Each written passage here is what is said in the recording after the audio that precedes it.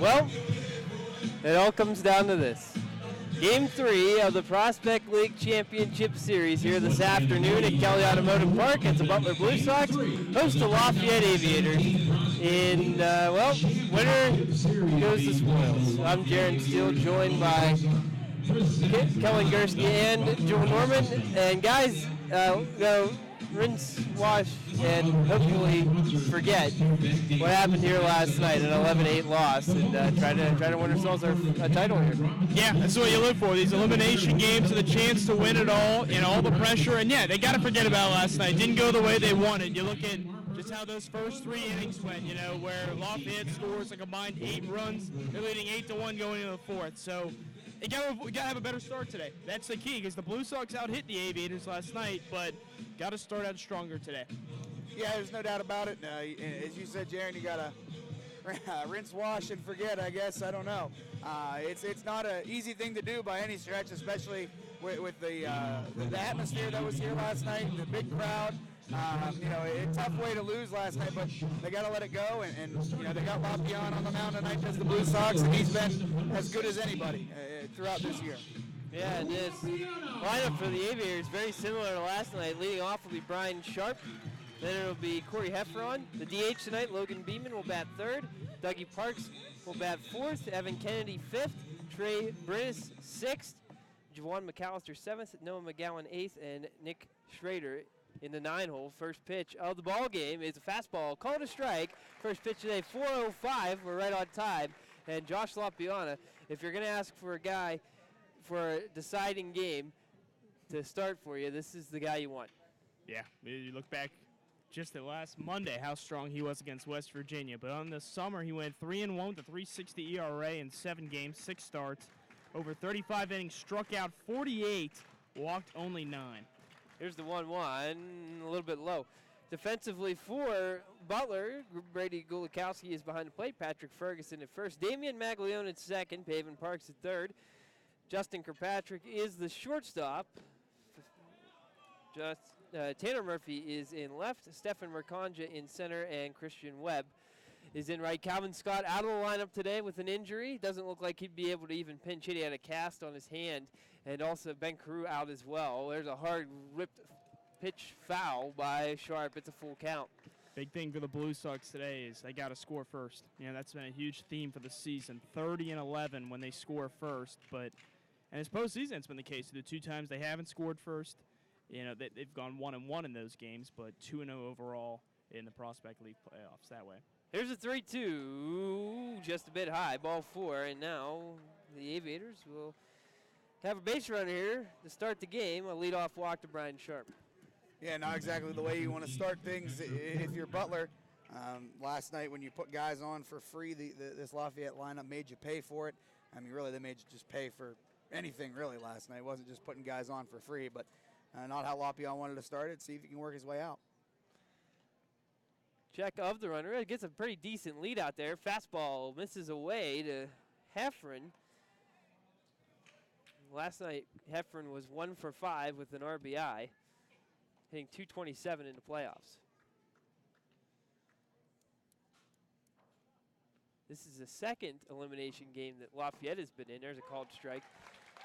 Butler's first. Yeah, they're looking to make history. No other team's ever lost Game 1 of the Prospect League Championship Series and then gone on to win the next 2. Sometimes they've been able to force a Game 3, but then a lot of times they've lost. So Lafayette hoping to make some history, like we said.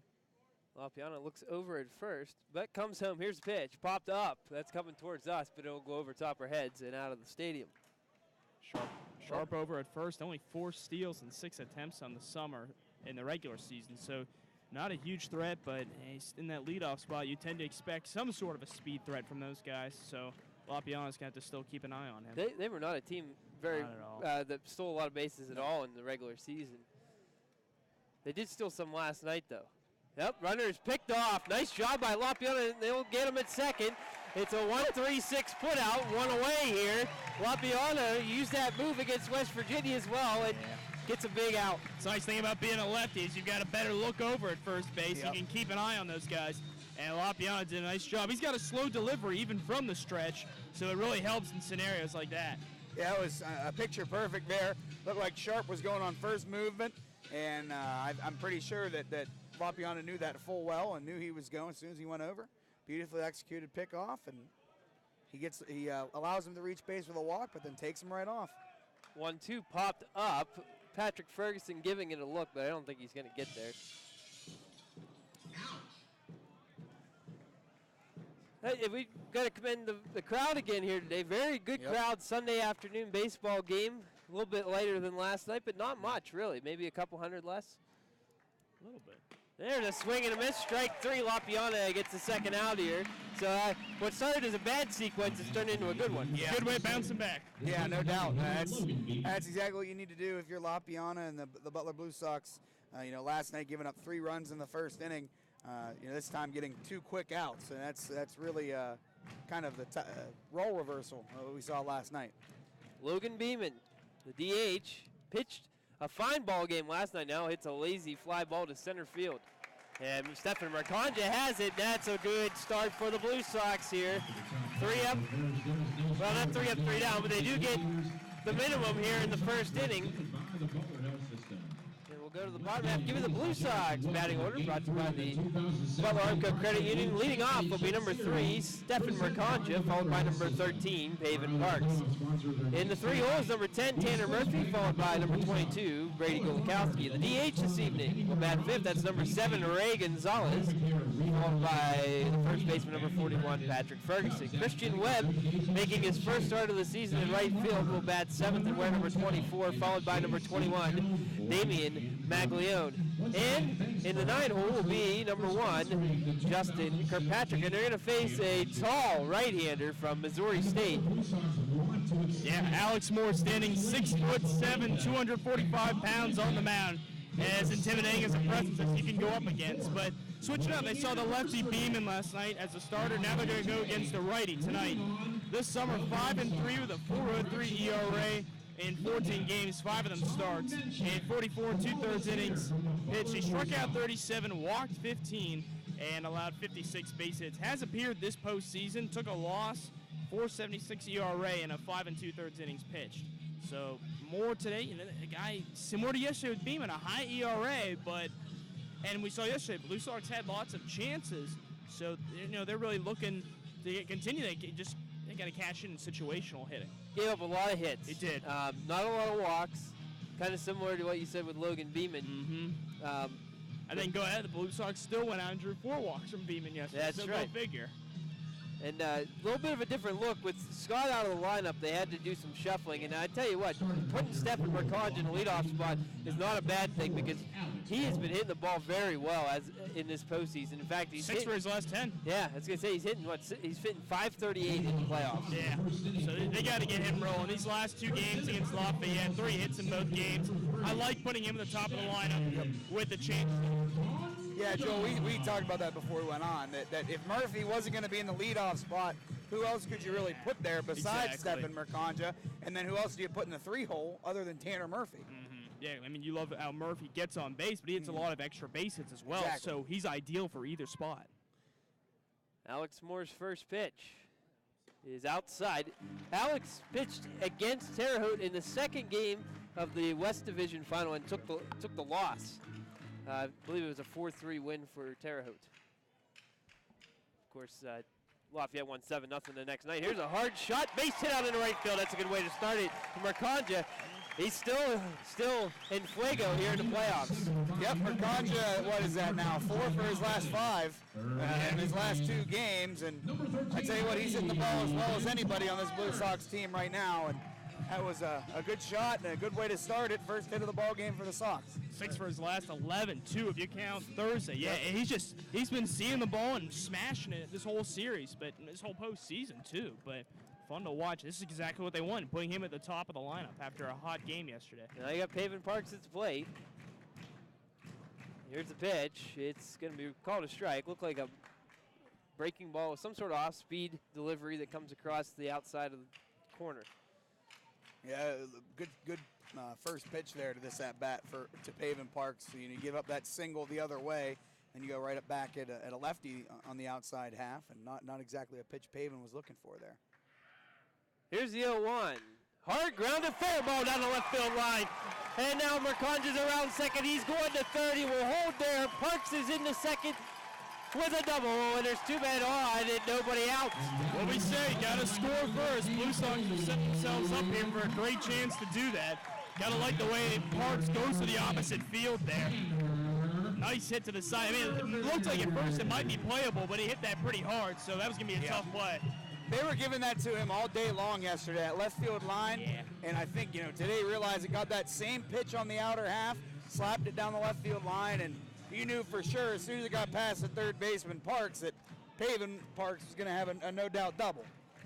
Great job of going to the opposite field, though, like you said, because you're right. They were giving it to him yesterday, but he was trying to pull a lot. Now it's Tanner Murphy's turn, and he takes inside to start it off.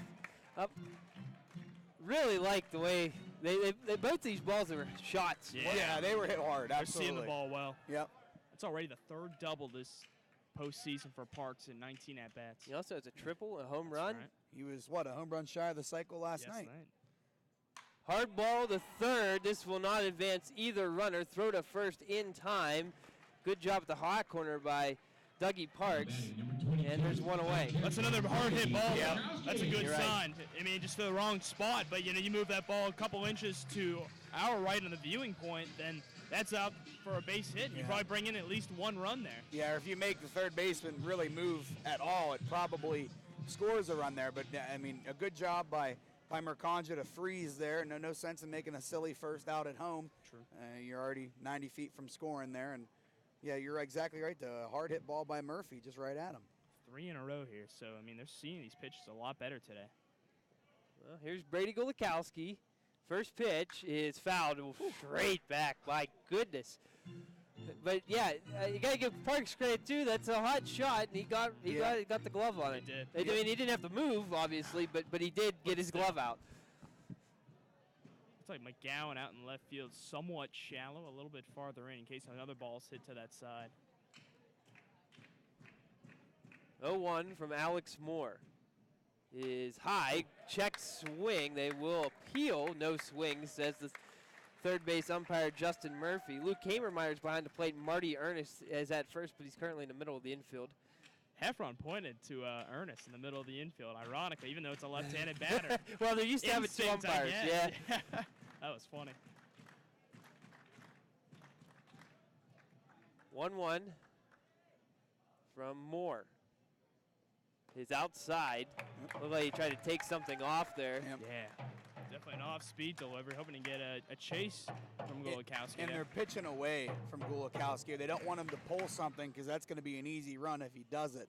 If he keeps it on the ground, if he pulls it, it's probably an easy run. They're pitching him away, hoping he can hit a ball right at the third base, right at the shortstop. 2-1, hit well but foul. There you go again, opposite Yep. field Yep. again. That's going to make it over to the Aviator bullpen. Defensively for Lafayette, Heffron behind the plate, Kennedy at first, Schrader at second, Parks at third, Sharp at short, McGowan in left, McAllister in center, Brittis in right. And now 2-2 count to number 22 of the Blue Sox, Brady Golikowski, two big runners on the pond. Here it is. Swing and a miss, got him with a high fastball, 2 away. Golikowski kind of chased that one a little bit. We saw this whole at-bat. He looked like he was a little amped up. The second pitch of it was almost in the same spot as that final one was, and he nearly offered that earlier in the at-bat, but just maybe a little over-anxious at the plate there, and a little high. This is a big at-bat here for Ray Gonzalez. 0 for 5 last night in that ball game, and really didn't look like his normal self, did Ray Gonzalez last night. Could really have a bounce-back play here if he's able to come through and give the Blue Sox an early lead. First pitch from Moore. Check swing, called a strike. That's a good pitch. Butler's hitting .385 this postseason with runners in scoring position and 2 outs. They've done a great job at manufacturing runs that way. They've got 16 runs from those scenarios. So, looking to continue some of that luck here. I bet they were hitting about 600 up to last night. Yeah. What were they, 0 for 13 at one point? 1 for 6 last night. Change up, strike 2. Yeah, that game Thursday against Lafayette, 6 for 9. Again, the bulk of that, though, came in that first inning, going 5 for 6 in that frame. But yeah, nonetheless, they found a way to manufacture runs with 2 outs. So like we said, Gonzalez is due. He had a tough day yesterday. Marconja at third, Parks at second. 0-2 count on Ray Gonzalez, and he strikes out on a pitch way, way outside. That's tough. Well, that's no runs, 2 hits, 3 men in a row retired. We'll go to the second scoreless ball game here in Butler.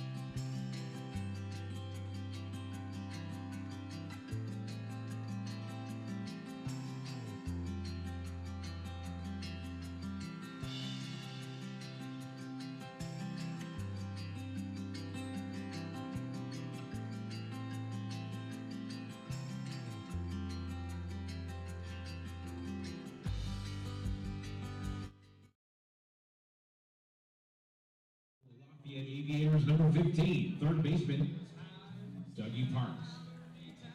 Top of the second here after the Blue Sox strand a pair of runners in scoring position with nobody out. Lafayette will get a turn. Dougie Parks leads off.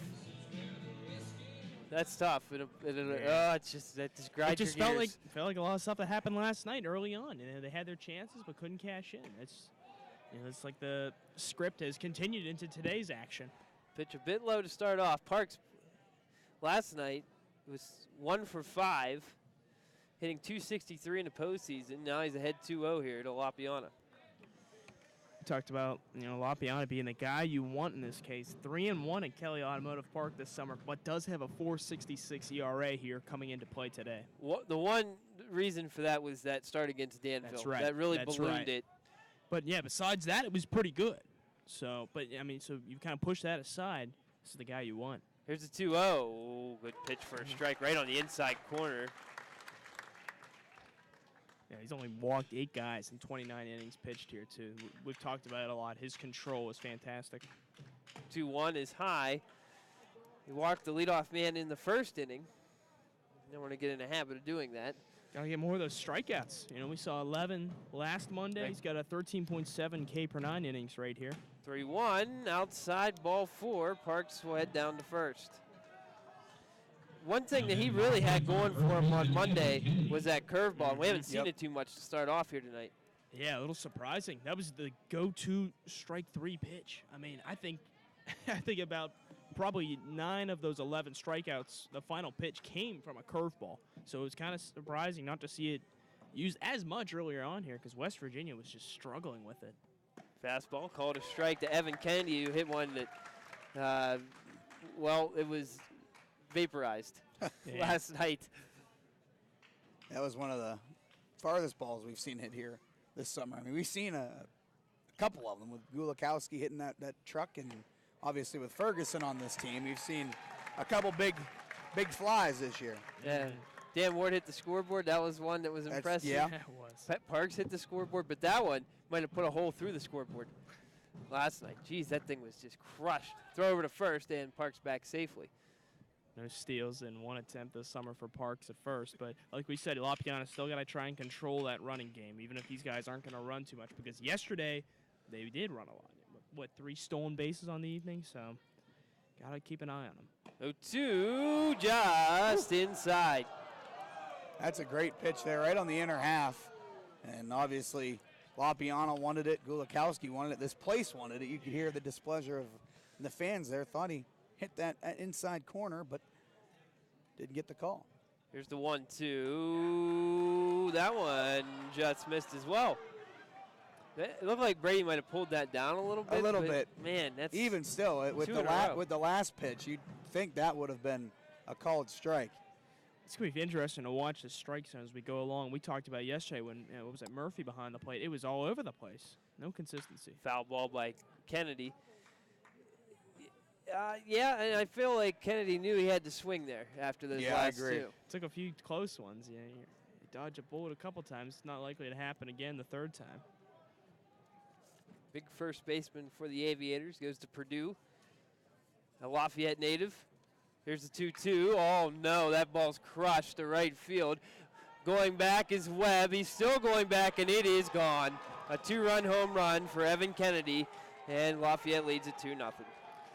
Wasn't sure if that was going to get over the fence immediately. It was hit really high, but not all that hard as in the terms of the off-the-bat speed of that one. You look at it, he was so close to Parks. Parks was just over first, just past first, had to make sure it wasn't caught so that he wasn't going to get thrown out, but ball barely did just get over the wall. Looked like it just went over, what was that, the Labatt Blue sign out there. Yeah, 2-0 early on Lafayette. And that's just a tough situation for Lapiani. You feel like you had him struck out twice. Then the next pitch, he hits a 2-run homer, and you're down 2-0. It's crazy. Ball to Britis. Oh, man. That's rough. Especially after stranding 2 runners on leadoff hits. Bottom of the first, right after that to give that up. Swing and a miss here. Oh, it's a gut punch. If you're Lapiana, though, you got to forget about that as soon as you can. We saw Stobert get hit a lot early on and just kept coming. You know, you got to have that mental reset. There's what? That looked like a strike to me, but what do I know?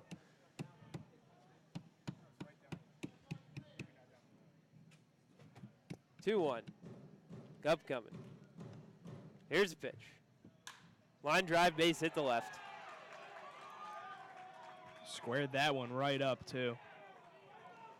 Right there. It was a little closer into the strike zone that time and just see the ball hit the ball. Yeah, that's your tailor-made base hit right there. Now batting number 8. Now it's Jawan McAllister's turn. No, still nobody out here in the second inning. And if you're Lapiani, you gotta get some outs here because, man, you just do not want this to steamroll. No. Yeah. 27 pitches so far. Pop-up foul. You start letting this snowball, and the next thing you know, we're going to be in the same situation we were last night, trying to play catch-up all night. 2 runs isn't the end of the world with this offense, but but you're right though. You don't want to be playing catch-up all Right. night and lose by 3 but score 8 runs. Right, You know, you should win 9 times out of 10 when you score 8 runs. I feel like you have to get the Lafayette's bullpen. Yeah, I'm with you there. We saw I only used 2 guys yesterday, but they had their troubles. That's the thing is, part of getting the bullpen was scoring off the starters. You know, you can't just simply wear them out. Beeman was extremely effective in 5 1/3 innings pitched last night.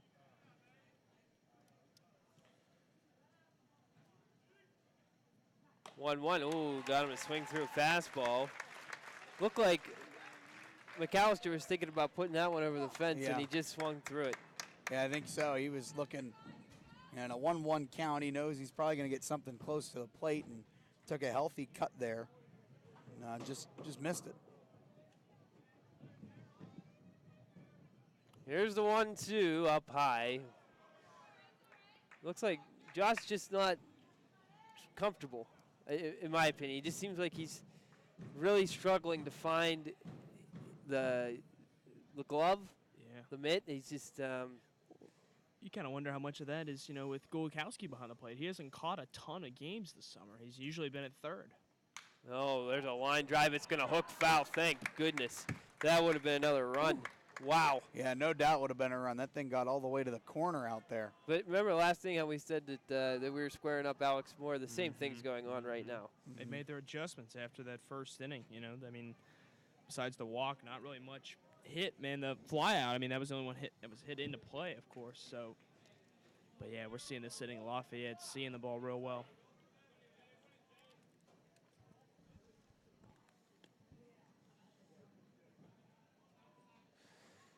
Two in there for a called strike. 3-1 away. Can't look at that one. Right on the inside corner.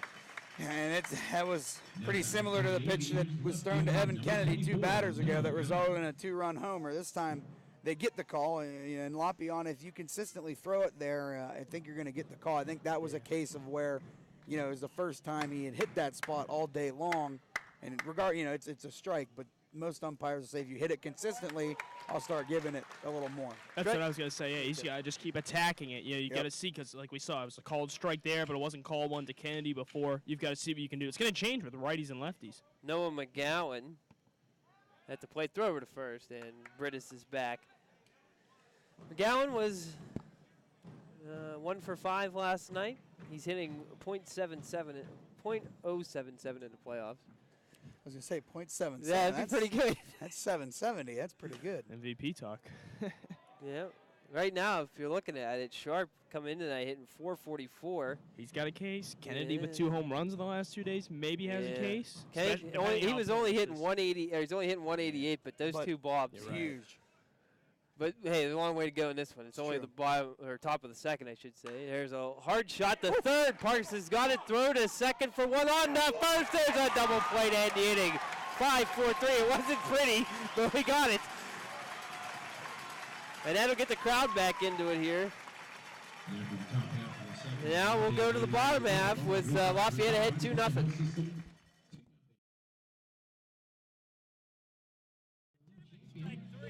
Suffered an injury.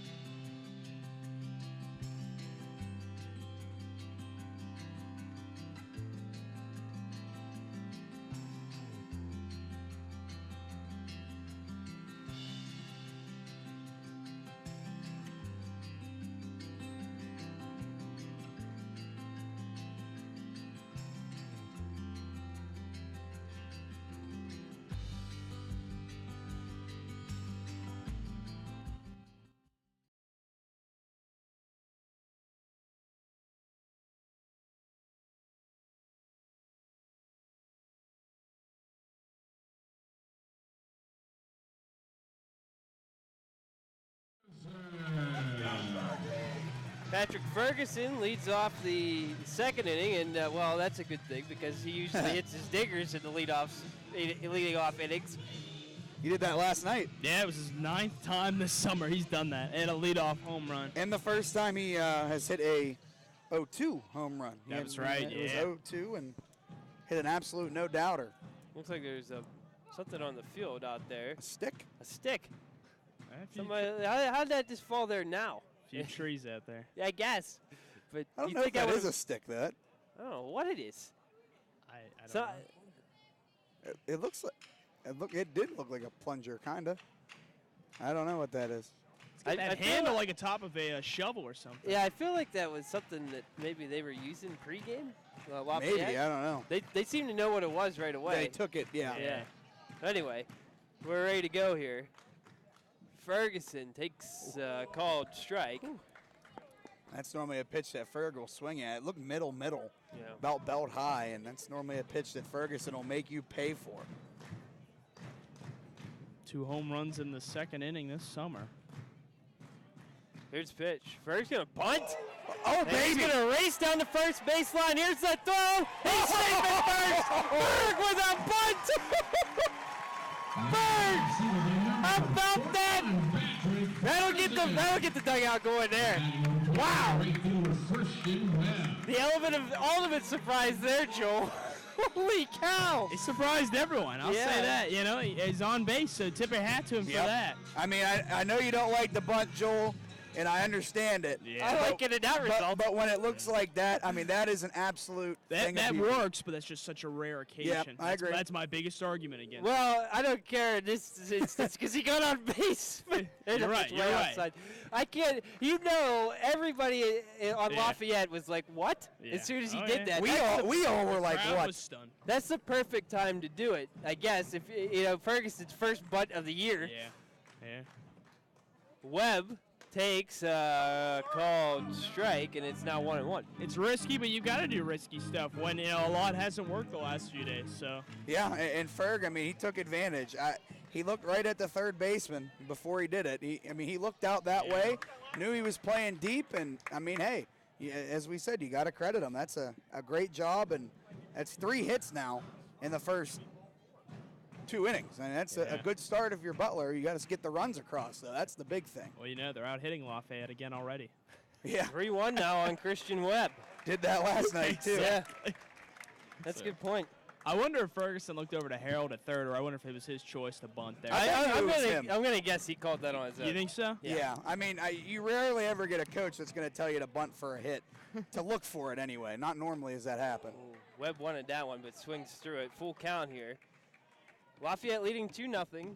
They have 2 hits, like Joel just said. We have 3 here for the Blue Sox, thanks to a bunt single by Patrick Ferguson. When did you think you were going to say that today? No, well, Webb chases ball 4, and there's the first out of the inning on a strikeout. 3 of the last 4 batters now for the Blue Sox have gone down swinging, too. And that was a little bit upstairs. Chasing a bit. We've seen 2 strikeouts on pitches up high. Yeah. One thing about Alex Moore, he's really big, so it's probably hard for him to get down into the mound and get that pitch down, down low. And so you might see a lot of high fastballs here today. But he's been solid so far. He's the lab base runners. This is, I hate to say it, but it's Logan Beeman. There's a chopper to Harold, bare hand snap. With a hand on the hip, too, made it look easy. Spencer Kale beside us yells Web Gem. Web Gem without the glove. Yeah. I like it. We got video of it, If he's in the shot, he should be in the shot. It'd be close. On the third base side. Yeah, he is. Yeah, okay. So, I mean, we've got the evidence, ESPN. Swing and a miss from Maglione. He's down 0-2 here. Kirkpatrick is on deck. Ferg at first. And this is a situation you get kind of punched in the mouth after a 2-run homer. You need to try to, you got to put zeros on their end, and you got to try to get yourself going as well. Mag strikes out on a wipeout curveball or slider, one or the other, and there's 2 away. Now batting for the Blue Sox, number 1, shortstop Justin. And 4 strikeouts already for Moore. He's Yep. he knows how to get the guys out here at the end of these big counts. What we were saying with Lapiana is, he struggled to execute that strike 3 pitch. We haven't seen as many curveballs, but Moore, on the other hand, got the breaking ball and fastball going real well. That was a really good fastball there. Kirkpatrick well behind it. He was behind that one, and Justin last night was 1 for 4. Did have an RBI in that 9th inning, but was the second out. It was a ground out to second base. Pitch misses upstairs. But he's got a good heater on him. Yeah, he does. Yeah, you heard that glove really pop, especially on that swing and a miss on the first pitch.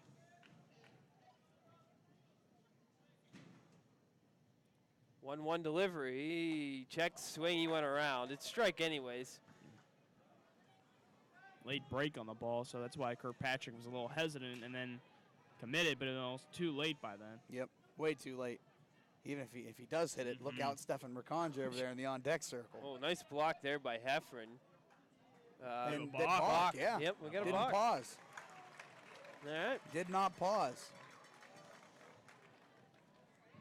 Very rare that you would see that I in wonder- a championship game. I looked up and I'm like, why is Ferg jogging to second? Yeah, I was confused too. I don't know. I saw a point. The Kamermeyer pointed almost immediately after that pitch.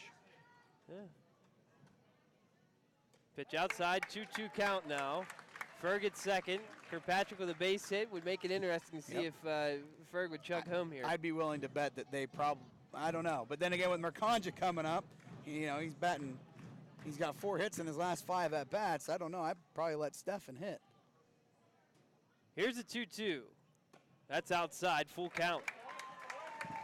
Moore thought it was strike 3, but we saw that earlier last inning with Lapiana. He didn't get that call. It's been consistent, at least thus far it has been. I mean, that's 2 times in a row now. It probably should have been strike 3 in big key moments. Full count, here's the offering. Hard grounder foul off the Blue Sox dugout. A tad late there by Kirkpatrick. That's almost the same swing that Mercanja had to lead the game off with that base hit, shooting it the other way in between second and first. And that one obviously on the back end of that towards first base, but still a hard hit ball. 3-2 again. Chopper right back to Moore, and he's got it. He'll flip to first for the final out. No runs, 1 hit, no errors, and 1 man left stranded. We'll go to the third. Lafayette 2, Butler nothing.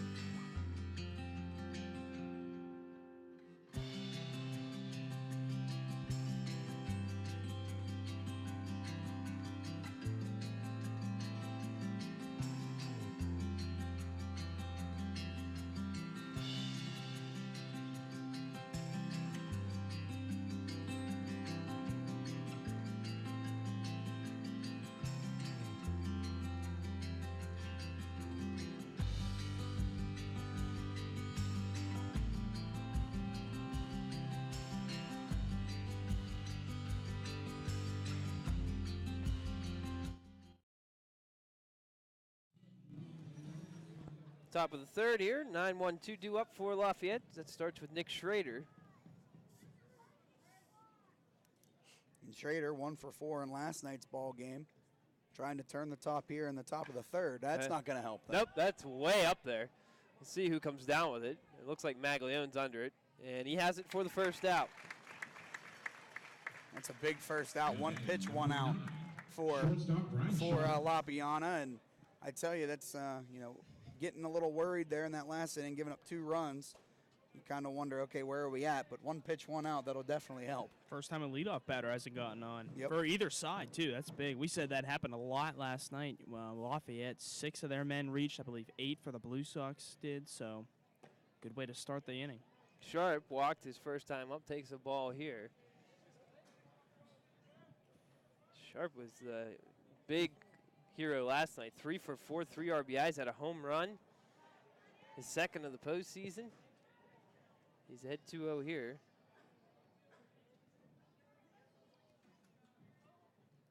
Another offering from Lapiana. Fastball in there for a called strike. And, Lapiana today has, you kind of alluded to it, Jared, has struggled to find the zone at times. He's pitching a lot from behind today. That's kind of been, Lafayette's been dictating what he's been able to do. Yep, now it's 2-2. Now Brenton McNeil over there making a nice play. Oh, yeah. That one was a little tougher than Cody's. Yeah. He had to go get that one. I will say this, that's probably part of the reason why we haven't seen the curveball as much, because he's not been ahead in counts. Right, yeah. I mean, now a 2-2 count wouldn't be a bad time to throw it, but then again, you make it a full count if you do and you miss. Well, that's a good point. Yeah, foul ball straight back. That looked like an off-speed pitch there. It wasn't quite the curveball. It didn't look like a curveball. Maybe a straight change. Because there was very little break at all. Or it just didn't break. Yeah, that was left up too. And Sharp hit a home run in last night's ball game. And surprised there he didn't make him pay for that. Tried the fastball, misses low, and now, just like you said, a full count. Yeah, now it's tough because you want that curveball with the big break to get in there, but you don't want to. You got to really full Sharp here. He's got to be something he can offer at, but it's out of the zone. Here's the 3-2, swing and a miss. He just pumped the heater right by him. That's a big out there for Lapiana. Third K. Yeah, 3 Ks through 3. It's pretty good. And 1 mistake pitch. Yeah, so far that's all it's been, and still have a ton of time, and the Butler Blue Sox offense really has. They've been doing a good job. The first 2 innings have had 3 men in scoring position. So, Game's a lot closer than it was at this point last night that's too. very true. Very good point. There is more. The margin for error is much larger right now. Yep. Heffron takes a strike. I mean, 1 out from now, we're talking about it was an 8-1 game at this point yesterday in favor of Lafayette. So much different scenario here, but doesn't mean the Blue Sox can squander any chances going forward. Here's the 0-1. Swing and miss. Looked like he broke off a slider there. I think that was his off-speed pitch. It had him fold there, Heffron. I mean, he was out on his front foot, kind of flailed at it. Now he really's got to go full defense mode down 0-2. Yeah, if you're Lapiano, you can waste the pitch. Yeah. If you want to use that curveball right now, you can kind of do it. Throw it It's in the dirt. so early in the count. He dials up here. He goes with a curveball. It's popped up. Here it comes. Oh, my goodness. Look out. Here it comes. Oh, my. Oh, man. Jaron, you got to make a play. That was your ball. That was your ball, Oh, Jaron. my gosh. That was the first one all year we've had. Oh, that's the first. If you stand up, you make that play. I felt like I was going to rip my cord out if I tried to reach for that. You got to test the limits. I almost dove over top of the railing in front of us here, make a play on that. Oh, looked like strike 3, but rolled a ball. I would have forgiven you if you'd taken off the headset. I would have, too. And, jumped over. Oh. Your laptop wouldn't have gotten hit. No, it was close. You've got enough space there. That 1 in 10 years there. 1-2, just outside. This guy's not going to make any friends here. I'm going to tell you that right now. Either way, really. I mean, he's been both sides. Both sides. He hasn't really punched many guys out. I mean, he No, the Blue Sox have all swung at balls. Yeah, that's so true. Far. That's a good strikeouts point. they've had. Yeah, that's true. 2-2, little chopper right back to Lapiana. He'll walk it over to first and flip it to Ferg for the final out. 1-2-3, a clean inning from Josh Lapiana. We'll go to the bottom of the third with the Blue Sox down 2-0.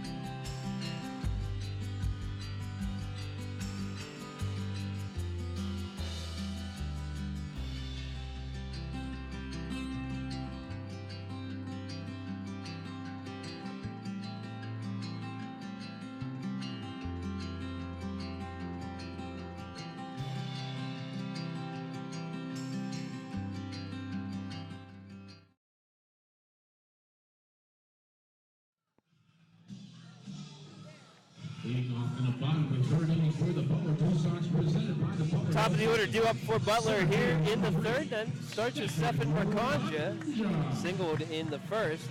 Butler down 2-0 here, but Josh Lapiana with his best inning of the ball game, a 1-2-3. Yep. Third.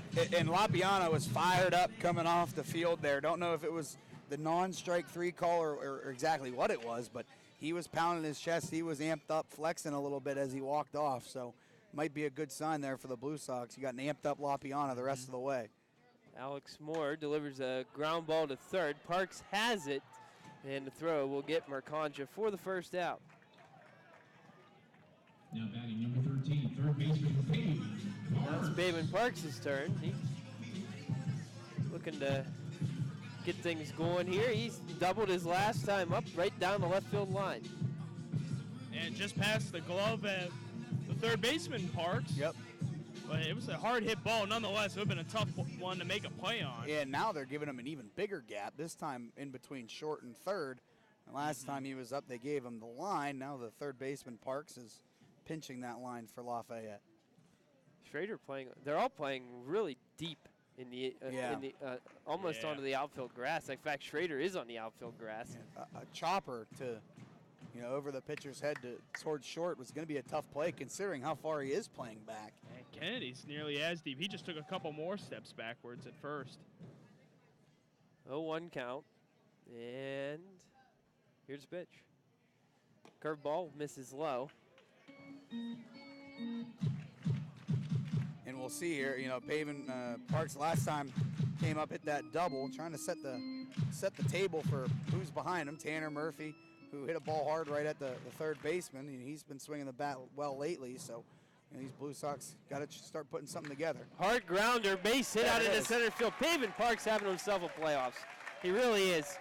Hitting the ball.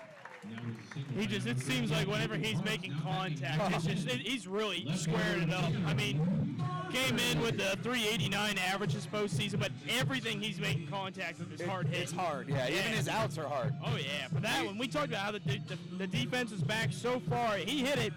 I mean, it would have been a tough play to make there nonetheless, but, I mean, there's not much else you can do defensively. Yeah, the only way you get them there, if you're a Schrader, is you leave your feet, get the ball, and uncork a missile. I mean, and you're probably not going to get Parks. Even then, right? Yeah, you're probably not going to get him. Here's a pitch from Alex Moore to Murphy. Almost hit him. He gets out of the way, though, thankfully. That would have come right up on his ribs. Yeah, that's no good, and especially with the lack of outfield depth that the Blue Sox are suddenly riddled with. Yeah, that would hurt. Yeah, two. You have three outfielders that play at all times. There's a called strike. Christian Webb, a catcher, playing in right field today, just because Calvin Scott can't go, Ben Carew can't go. All of a sudden, you're out outfielders. Yeah. It's all over the place, too. Of course, we mentioned the suspension for Meeker. Bolton hurt, too. Just depth has just been diminished in the last few days. 1-1 count. And Murphy takes inside. Now, he actually, I think he said it grazed me, but I think that's what he said. No, sir. Moore's attacking him in, though. I mean, back-to-back pitches probably near that same spot. He's hoping. I mean, you don't want to give Murphy something to hit, but no. But on the inner half, though, we've seen Murphy keep his hands inside a lot of balls and get a lot of barrels to baseballs, and we'll see if he can do it again. 2-1, almost. That did hit him. Yeah. At 3 in a row, you throw inside, and then finally he got the job done. Hit him. I mean, that was. You want to pitch a guy like that gets a quick barrel inside, but definitely. Eventually, that's going to come back to bite you, and that's what happens there. 2 men on, 1 out for Brady Gulikowski. Yeah, and Gulikowski only 1 for 4 last night, but his hit was a big double back in in the second inning in the game last night. Yeah, right down that right field line. Yep. I would play 2 and tie it up if he could do the same here. Takes a ball here. I don't know, maybe it's just me, but it seems like at least at this moment that Moore, his velocity might be a little down. I don't know. He hasn't thrown all that many pitches, though. I don't know. It might just be the pitches that he's throwing. And he's lost his control a little bit, too. Yeah, he's getting a little wild out there. He's 3 inside in a row to Murphy. Now 2 straight wide ones to Gulikowski. 42 pitches, a little less than LaPiana. But no, you're right though. At this point, you shouldn't see that much of a drop in velocity. It just seems funny. I don't know if it's design. It might be by design as well. We obviously don't know. 2-0. Gulikowski takes high, ball 3. That one looks more like what he had before. Yeah, fastball. That was right around his normal speed. I don't know if he's just trying to get guys to get out on their front foot, but he might be. I don't know. The 3-0. Gulikowski takes a called strike. Yeah. Not a surprise there. Yeah, right on the outer half. I mean, that's a 3-0. You're not going to swing if you're Gulikowski. I mean, really, if you do and you get out, I mean, you're going to get near for a full of it, I tell you. That was awfully close, though. Yeah, it was. That's what surprised me. I mean, you're right. No way he's got to swing there, but wow, that was a close pitch. 3-1. Inside ball 4, bases are juiced. Wow. Good patience by Golikowski, you know, in a situation like that. You saw the guy missing. You had a good favorable count, but good patience, bases loaded, like you said, Jared. And off of that, another inside pitch called a ball. Yeah. That was very, very close. We've seen it all day. The inside corner's just not been given both ways. I thought that pitch was closer than the one that was called a strike. I thought so too. I thought that one was more likely to be a strike, but It was more, I don't want to say middle. It wasn't middle. It Yeah, was, no, It was but- on the inner half, but I mean, that was a good pitch, 3-1. And wow. I mean, So yeah. I was surprised they called ball there. I was too, but we'll Just take based it. on the last one, Yeah. especially. Yeah. And that one didn't even look like a strike, but I don't know. Well, mound visit here. Brent McNeil trying to slow it down for Alex Moore. He's, well, let's see. You gave up a single, a hard single to Pavement Parks up the middle, then 3 in a row inside. Finally hit Tanner Murphy. Yeah, he's crazy. Tanner Murphy. And then Brady Gulikowski draws a 5-pitch walk. Yeah, the control has kind of went out the window here a little bit in this inning for Moore. And I mean, which is crazy because he was moving right through the first 2 innings. I mean, he had 4 Ks through 2 innings, Right. and it's like the effectiveness has gone away here. Obviously, one swing can get him right back out of this inning, but still. Well, Ray Gonzalez, who struck out last time up, a little over anxious, struck out on a pitch way outside. And first pitch, he's going to pop it up on the That might drop. infield, and it didn't. Infield fly. Yeah, it didn't matter. It's an infield fly, and Ray Gonzalez is out. Catch was made by Schrader, I should say, and there's 2 away. That's back-to-back days in the 3rd inning where Gonzalez has popped up with 1 out with the bases loaded. Yeah. It's unbelievable. It's the same stuff. For his last 7 now, these last 2 days. He's struggling. Yep, and Fergie now, he's got a big opportunity. And, you know, talking to him before today's game in the office, he was amped up about today. After that home run last night, got his mojo back a little bit. At least it seemed that way on an 0-2 pitch. And now, you know, he's trying to, you know, give the Blue Sox maybe a lead here. First pitch is low and inside. Yeah, you're right. And what an opportunity here. I mean, Yeah. Does have 1 grand slam on the I season. don't think he'll be bunting this time. I would assume not. I mean, I tell you what, if we were surprised before, I bet you we'll be even more surprised Yeah. if he did it here. Here's the 1-0. Ferguson check swing, foul ball out of play. Oh, and that one probably was ball 2. Ferguson knew it. He He reached tried a to little. pull back, and he knew it was going to be ball 2 and just got the barrel there. But, you know, I tell you, they're giving Ferguson that left field line. If he can hit something over the third baseman's head somewhat hard, it's going to roll to the wall. 1-1 count. Alex Moore's delivery is fouled off of Ferguson's shin. He went right off his shin. Yeah, he's feeling it right Dougie now. Parks trying to throw to first. Nobody else was paying attention. What do you mean? That was a fair ball. That hurts. That's that smart. One, yeah, that one definitely hurts. Now Fergie's in a 1-2 hole. Just got to try to shorten his swing up and put this thing in play. You know, he had that bunt single in the first and trying to build off of it after a couple gifts by Alex Moore to these Blue Sox. You got to try to make them pay for that. No home runs and 1-2 counts this summer. Good time for one. Yeah. Here it is. 1-2 up high. Good take by Ferguson. That's a great take by Ferguson. That's, you know, and that's a tough pitch to lay off of. A big power guy like Ferguson. And we've seen him swing at those too. Exactly. We've seen him hit home runs on that sort of Yeah. pitch as well. But yeah, that's just one. You see the fastball, but you just got to remember where that location is. Yep. Here's a pitch.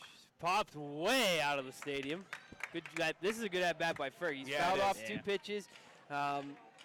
With 2, he's in a 2-strike hole, but he's battling away here. He's waiting for a mistake. That's all Ferguson's trying to do here is, you know, battle, foul off the tough ones, and then just try to get yourself in a position where you can put something in play hard. Another 2-2 offering upcoming from Alex Moore. Here it is. Ferg fouls it out of the stadium again. And I don't know if you guys notice, if I can see a change in Ferguson's swing here with 2 strikes. He's almost just like it looks like he's kind of chopping at the ball a little bit. He's swinging at more of these closer ones. Yeah. Yeah, I think he's doing that just as his, slap the ball away. Right. But I do like that he's made that change I because do too. this is a longer at bat than we're used to seeing out of him. Here's another 2-2. Oh, that ball is smoked, but it's going to go foul. Oh, goodness. He absolutely crushed it, but he just hit it a little too early. That was the pitch. I tell you. Wow. Go ahead. Sorry. No, I you're was saying good. all those ones he fouled off Yeah. to the side, waiting for his pitch. Yeah, that was it. That Just one a was bit it. early. Yeah, I tell you, if I'm Moore, I'm not throwing that thing ever again. To Patrick Kurgan, never again. Breaking ball here, right? He got away with one for sure. Boy, did he smoked that baseball, but it goes foul. And now it's just a 2-2 count again. Here's the pitch. Oh, called strike 3 to end the inning. And Ferg throws his helmet and bat in disgust. Oh, no. Oh, no. That hurts. That hurts. Right after getting the pitch you like and taking strike 3 there. But again, the bright side, Blue Sox are getting opportunities. You got to think they're just banging on the door. You got to wonder when they're going to kick it down. They're getting closer. Oh, goodness. They leave the bases loaded for the second day in a row. We'll go to the fourth, Lafayette 2, and Butler nothing.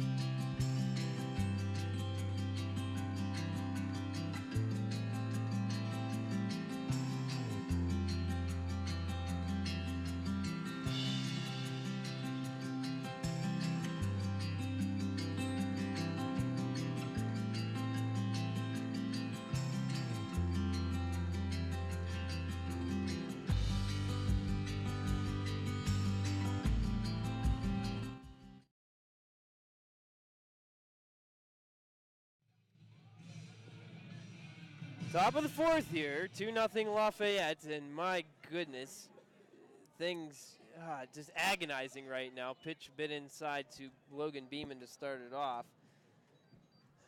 Man, 3 feet, the difference between this being a 4-2 ball game and a 2-0 game. Here's the 1-0. That's called a strike. It's early, but Blue Sox 0 for 6 with runners in scoring position. Yeah, and it was the same way last night, too. They were really struggling last night with runners in scoring position. And, I think you made a good point, Joel. They're banging on the door. It's just a matter of when are they going to knock it down. Ball hit the center field, and Mercanja racing over towards left center. He's got it, 1 away. Yeah, and the way LaPiana's going to, Kellen, you just got to hope that they can help him out. Yeah. It's a big boost to these pitchers when they're seeing they're getting runs scored for them. Yeah. But, I mean, it's just, you keep firing zeros out there. And it's great and all, but you need a little mental lift yourself. Yeah, you can throw zeros from here on out and still lose the game 2-0 or 2-1. So, LaPiana, I'm sure that he's feeling confident considering that, okay, I gave up that home run, but, it's still 2-0, and I'm still in control here, and my guys behind me are not only playing good defense, they're hitting the ball well. And like we said, that's only the only bad pitch he's thrown today, too. Yeah. That ball that gets smoked out of here. A couple of walks, but besides that, you've got to like what you've seen from LaPiana. Dougie Parks at the plate, walked and scored in the second. Evan Kennedy's on deck. Here's the 1-0. Nice pitch there for a called strike. Looked like the curveball there from LaPiana. Good to see him getting back to it. Yeah, definitely. I just hope I don't remember that foul ball for the rest of my life. That's like, if we can come back and win this game, it'll be forgettable. Absolutely. But if we don't, right now it's part of the storyline. That'll be the most agonizing foul ball in Butler Blue Sox history. 1-2 count now after a nice curveball. Still a long way to go, though. I mean, it's only a 2-0 game. LaPiana keeps throwing zeros. We got a chance. He bounces a 58-footer there. Had a pitch to waste, but still. Yeah, that's not exactly one that you could chase, though. That's not even. No, that was a spike drop. Yeah, definitely. But I want to say interesting thing about the battery today. Both of them are Chartiers Valley grads, although they were How about that? 4 years apart, so they never played together in high school. But there's a foul ball straight back out of the stadium. So that's a little interesting. I don't think they played together. Skolakowski freshman, Lapiana will be a senior. So they've been 3 years difference. Probably not much though, if at all. 2-2, just low. Well, that was a good pitch, but Yep. Parks held up. Yeah, and Dougie Parks, a pretty good hitter. You know, we talked about him pretty much since this series started, that he's a guy to look out for. Struggled a little bit last night, but you know, he's not one of the best hitters in the league for no reason. There's called strike 3. Parks can't believe it. He says that was down. Hey, throw him out. Throw him out. Throw him out, please. If he's going to argue like that, get him out of here. And his manager, Brent McNeil, had to come out and get him and let him That was a good managerial move, because you can't lose that guy. No, Oh, no. can't lose Dougie Parks You know, there. what I liked about McNeil, though, is he didn't go to Kamermeyer. He went went to right to Parks. Parks. Yeah. Because Yeah, if he absolutely. If he goes to Kamermeyer, there's a chance one of them gets tossed there. Or even both. Yeah, exactly. I'm surprised. He I just probably- think that's great. That's a it's great a great decision. managing. Yeah. Absolutely, because Parks was fit for a tossing Absolutely. right there. Yeah. Absolutely. Whether he was right or not, you've got to calm him down. You're up Yeah. 2-0. You're going to get at least Yeah. 2 more at bats in this game, and they need you. Exactly. They really do.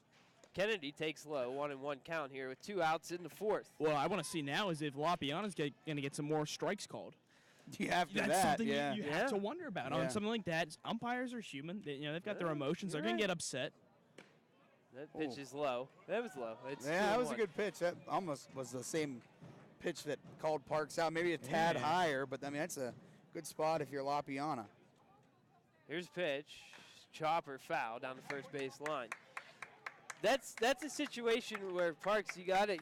I understand your frustration. Yeah. You think Yeah, that's but you're ball right. 4, but man, you cannot This do is that. the wrong game to do that at the wrong time. You're only up 2-0.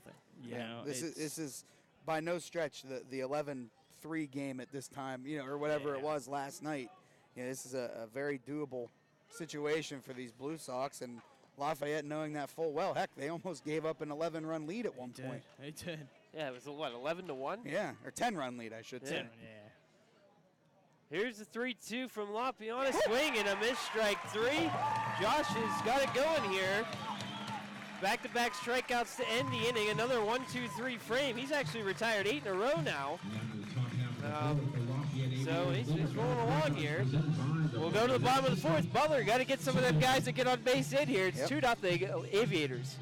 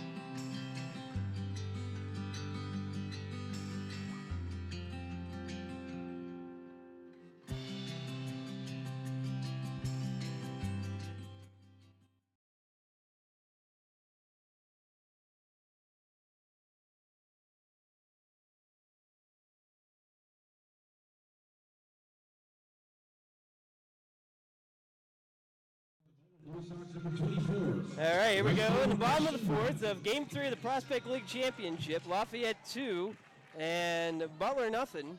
7-8-9 due up. It'll be Christian Webb leading it off against Alex Moore, who did quite a dance out of danger last inning, getting a huge strikeout of Patrick Ferguson after he gave up a 500-foot foul ball. Yeah, but he's at 54 pitches, though. That's the thing to watch. That was a big inning. It was. For pitch count-wise. The Blue Sox did a good job of seeing him. Webb swings through the first offering. Alex Moore has been his leg motion is so slow. It's like he's in slow motion like a robot. coming up, and then he just fires in the fastball. Right there. Webb swings through it again. He's down 0-2.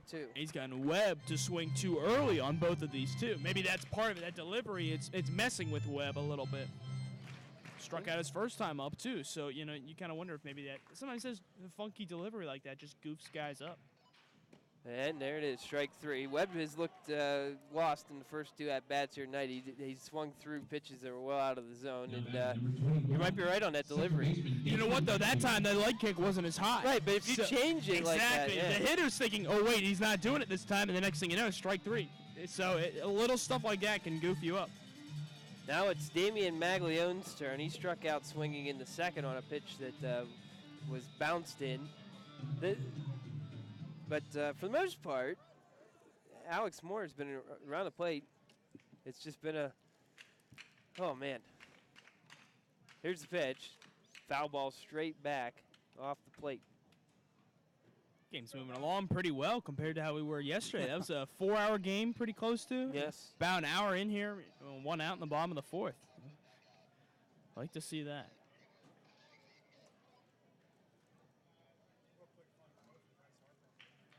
Here's the 0-1, and that's another foul ball. Chasing a bit here. Yep, That first one he reached for a bit, too. That's what he struck out on last time. Moore's attacking these righties either inside or on the exact outside edge. You know, they're close enough. You've got to look at them, maybe give it an offering, but that's frustrating.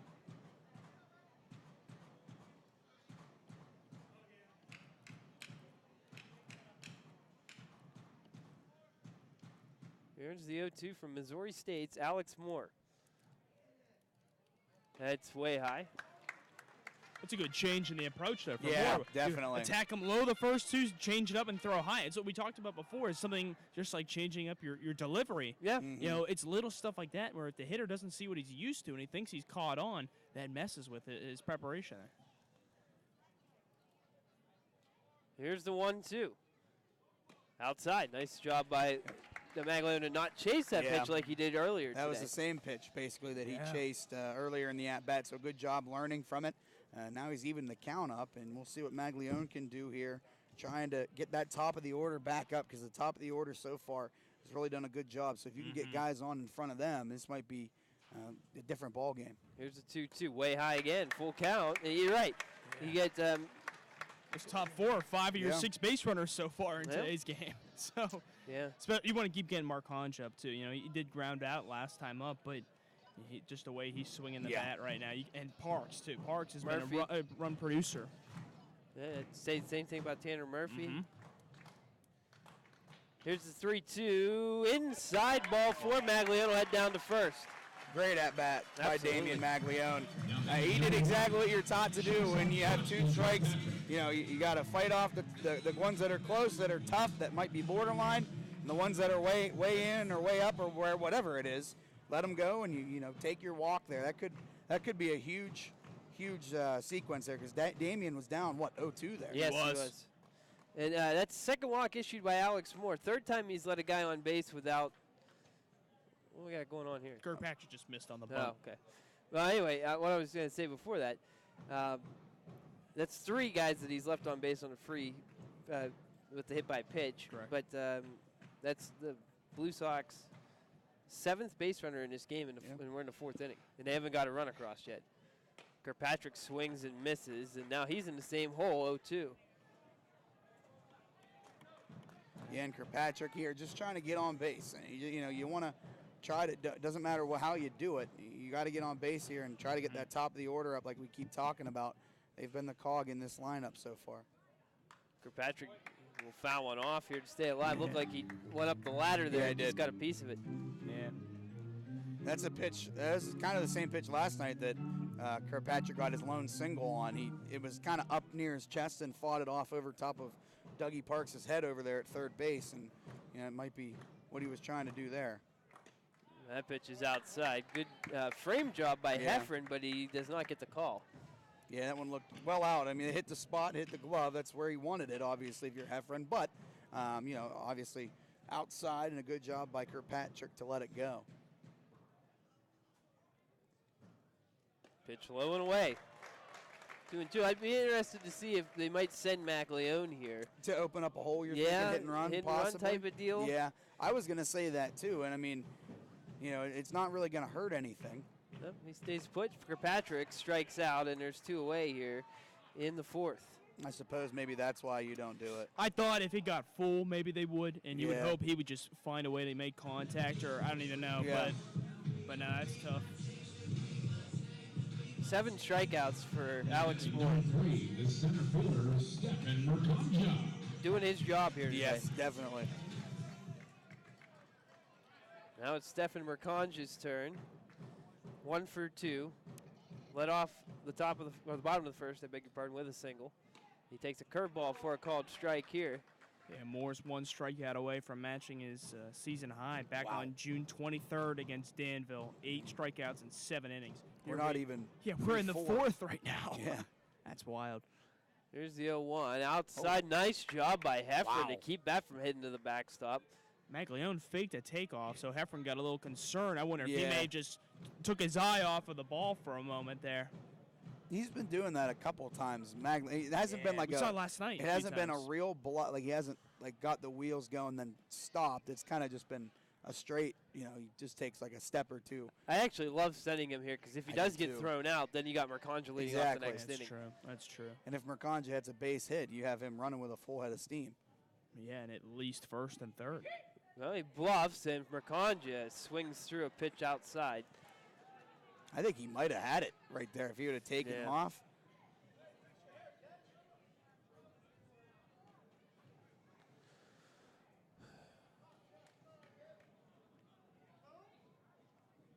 One-two count. And here's the pitch Moore's going to take, or ground ball fielded by Sharp. Throw to first is in time to get Mercanja to end the inning, and that's now 4 shutout innings for Alex Moore. And Blue Sox leave 1. We'll go to the 5th. It's Lafayette 2 and Butler nothing.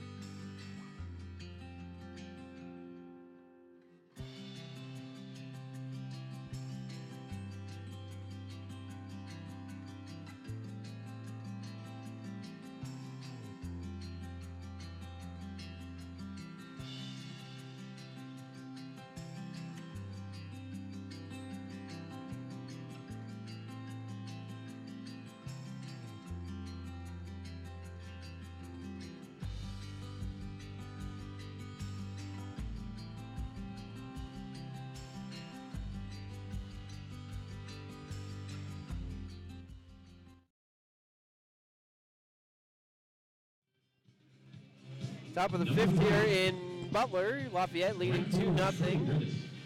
Trey Brittis will lead off, followed by Juwan McAllister and Noah McGowan. The 3 due up for Lafayette in this decider of the Prospect League Championship.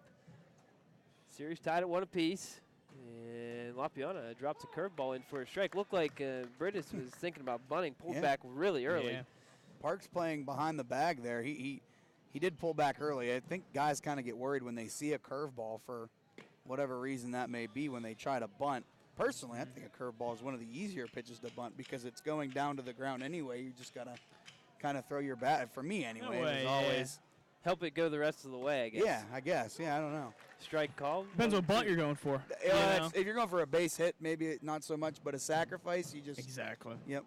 I think you want fastball if you're doing a push bunt, yeah. There's a fastball that's fouled out of the stadium. But yeah, you're right. If you're just trying to advance a runner, yeah, a curveball would be fantastic.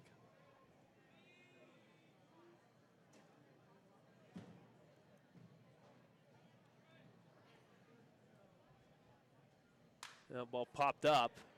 Kirkpatrick, the shortstop, going out into the outfield grass, has it for the first out. It sounded like a broken bat for Yeah. Britis. I think he might have broke his bat. That was a good pitch there by Lapiana. Went up the ladder a little bit as well. McAllister. Nice thing about that for Kirkpatrick, not too much sun prevalent. It's No, cloudy yeah. enough that, it wasn't one like we saw yesterday when him and Murphy were going for a ball in left field. Probably one of them should have caught it, but it was tough to see with the shadows and some sun out there early in the evening. McAllister struck out his first time up and is down 0-1 here. Good at pitch there. Yeah. And Lop, I think, is going back to that curveball. He's got it working again, and that's looking pretty good, and almost on the level it was the last time he pitched against West Virginia. You remember, it felt like every other pitch was a curveball in Yeah. that outing. Really, you're not wrong. 0-1 outside. Lapiana pitched Utah to, I can't remember what conference it was. Big 12, I think. He pitched Utah's not a Big 12. or not Big 12, Pac-12. Pac-12, yeah. Yeah, swing and miss here. He pitched them to a Pac-12 championship last when he was a sophomore. So he's been in big games. Yeah, definitely a big one here, absolutely. Yeah. That's what you want, though. You want a guy who has experience. Even though it's just the summer league, you want these guys to be ready. Pitch high, 2-2. And I was going to call it Mountain West, but I knew they'd moved. They used to be in the Mountain West. But Close. I got the wrong one, the wrong 12. Although I think there's more than 12 at the Pac-12. There are. I believe so, yeah. Big 12 has 10. Big 10 has 12. Foul ball here. Yeah, well, they're The not trademarks don't allow us to change that around so easily. not great with numbers. No. No. The expansion in the last decade has just really goofed things up, too. Yeah, with Missouri leaving and Texas A&M. Yeah, Big 12 had tried to add 2 more. They had high hopes that they were going to get Cincinnati in the winter, but it was a disaster. They didn't get someone. Oh. That's a foul ball. That hit off of McAllister's foot, and he's feeling it. Ooh, That's right that on the hurts. ankle. And that might have been a broken bat, too. Yep. I think it is, yeah. Broken bat and a bruised ankle. Yeah, that's no fun. Oh, jeez. I give him a. Oh, wow, that's a tiny bat. They gave him a Midget bat. like a toy bat, like you Yeah. get it a souvenir. Yeah, the giveaways on bat days, yeah. I thought that was like an actual bat for a second, and then he stretched with it. I was like, oh wait, never mind. Maybe that's all that's for, just for stretching out. That's funny. All right, new lumber for McAllister. And another 2-2 pitch. Fouled off over top our heads. Into the alleyway behind us. We didn't talk about it earlier, but the Blue Sox haven't lost back-to-back home games since the beginning of July. June 30th, they lost to Kokomo. July 3rd, they lost to Champion City. So it would be surprising to see today. Fly ball to center field. Rakanja has it 2 away. But I was looking that up, and I was like, this is outstanding. We knew how good they were at home, Yeah. on the year, 30-11, but that's 19 games in a row that haven't had consecutive losses in them. They're 16-3 in that stretch. So, numbers on their side, but again, like we said, you got to start getting some runners, and stranded 7 men so far through 4. Swing and a miss from Noah McGowan. Grounded into a double play last time. Won't do that here. He bats with nobody on and 2 outs.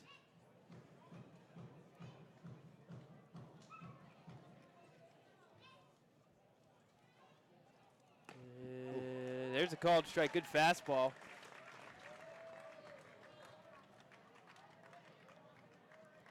.80 pitches right now for Lapiana.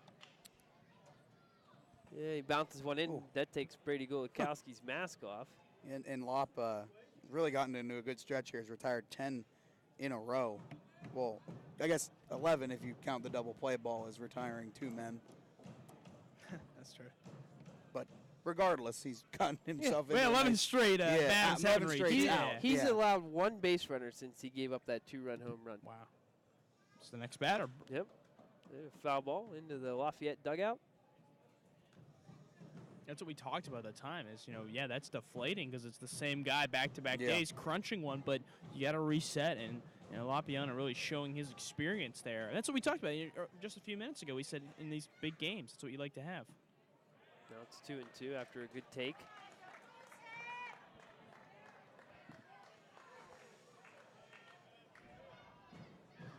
Yeah, big pitch here for Lapiana. As you said, Joel, 80 pitches in this inning. Well, obviously now a little more. 82. 2-2, low, full count. Good patience right here from McGowan. He started out 0-2. He's been, Lapiana's missed his spots in the last few, but, nonetheless, he hasn't gotten McGowan to chase at any of them. Yep. Here's the 3-2. That's a line drive base hit out into left field. Murphy getting to it. Now he misplays it out there, and that'll allow McGowan to take second. And I will probably say it's going to be a single and an error. He might have gotten to second anyway. I think he probably would have. Murphy's going to his left towards the line. He's got to get that ball. Yeah. And, honestly, stop and fire. I think that's a double. Straight double. The way we saw that ball tailing, too, like you said, if Murphy fields it cleanly, it might be a close play, but I still think McGowan's in there. So here's Nick Schrader with an opportunity to give Lafayette a little insurance here. That's just their third hit in this game. Still being out-hit by the Blue Sox, who've got 4. That's amazing. Yeah. Pitch high to Schrader. Gives the UW Whitewater. Like we said, all 3 of those hits, both of those hits before this inning were in that second inning, back-to-back batters. So it's just, Lapiana hasn't allowed a ton of base runners. Pitch outside, 2-0 now. This is a big batter here for Lapiana. You don't want to see the top of that Lafayette order to come back up. Sharp had 2 hits last night, including a home run, or 3 hits last night, I should say, including a home run. Ball popped out of the stadium. I feel like with Schrader, you could attack him with fastballs. Yeah. And let it, if he gets the one out into the outfield for a base hit, you just have to live with it. You don't want to put him on here. He's only got 2 base hits in the postseason. Or now his 5th game. 222 average in the regular season. So this is a guy who's not likely to make hard contact off of you. But you're right. Oh, now it's 3-1. Runner's going to go. Here's the throw from Golikowski, and it was almost into left field. Pavin Parks with an amazing job just to catch that ball and keep the run from coming home. Yeah, make a star of that one if Lapiana gets out of the inning, because that's a tough play for Parks as the runner's coming in. He's got to forget about him. he's got to go over top of him. But yeah, he's coming into your ankles. Yeah. I feel like that was a wild pitch because I don't think McGowan was going there. Ball 4 here and now. Yeah, wild pitch is rolling. I wouldn't mind seeing a mound visit here with Schrader going down to first and Sharp with a big opportunity here to break this thing open. Here comes Josh Forbes out of the I think that's the right call too, because like we talked about, a few batters ago when McGowan was up, Lapiana's a pitch away from getting out, only ending with 83 pitches or so, but it could be his last inning. Yeah, it changes so quickly. Just can't let this inning spiral out of control. But that's a great at-bat by Schrader. We talked about how he's not a great hitter, but as the number 9 here in that case, with the runner already in scoring position, your job, just get on base and extend the inning since there's 2 outs. Yeah, they did call that a wild pitch. Pat did. I was with him. He wasn't going until that ball bounced in. No, he saw the ball hit the dirt, and then he started running, It's tough to do with a lot of these wild pitches to see runners go to third. We always talk about the small backstop, but Lafayette the last few days, it's just been real assertive, I think is the best way to put it with their base running, is they aren't hesitating when they see a ball down. They seem to know immediately what they want to do. Runners on the corners. Josh Lapiana gets a foul ball from Brian Sharp to start it. Walking a strikeout on his line so far. What we talked about 2 batters ago at 80 pitches, now he's up to 92. Yeah, it's a big swing there, and you almost wonder if this is going to be his last inning. If you're Lapiana, I'm assuming so, but he's been throwing them zeros out there lately. Fastball misses high. I would almost think that you're going to look at maybe a Nick Bucci, possibly someone out, or Derek West. I know it's a little early to be using him, but he's one of your best relievers. Yeah, you're right. You are losing. You got to keep the game right where it is. 1-1. Good curveball in there for a strike. Wow. Oh, my. One more. How See about that it? again on the outside edge, get him to chase at it. And I don't think Sharp was looking curveball there. No. No. He really hasn't thrown many curveballs lately in this little stretch that he's been on. So that's a good job there by Gulakowski to call that Here's pitch. the pitch. Fastball inside and that's low. in. Yep. Good spot though. Yeah, it's not one that's- that you can get a chase on. That's definitely close, but I think that was another one where Gulakowski Yeah. was more on the outer half, had to reach across his body to get that one. Got to be careful with Sharp. We talked Yep. about the power potential going inside like that. Here's a 2-2. In there for cold. Strike 3. Wow. Oh, that's a big out there. That's huge. No runs, 1 hit, no errors, and 2 men left stranded here. Bottom of the 5th coming up. It's 2-0 Lafayette.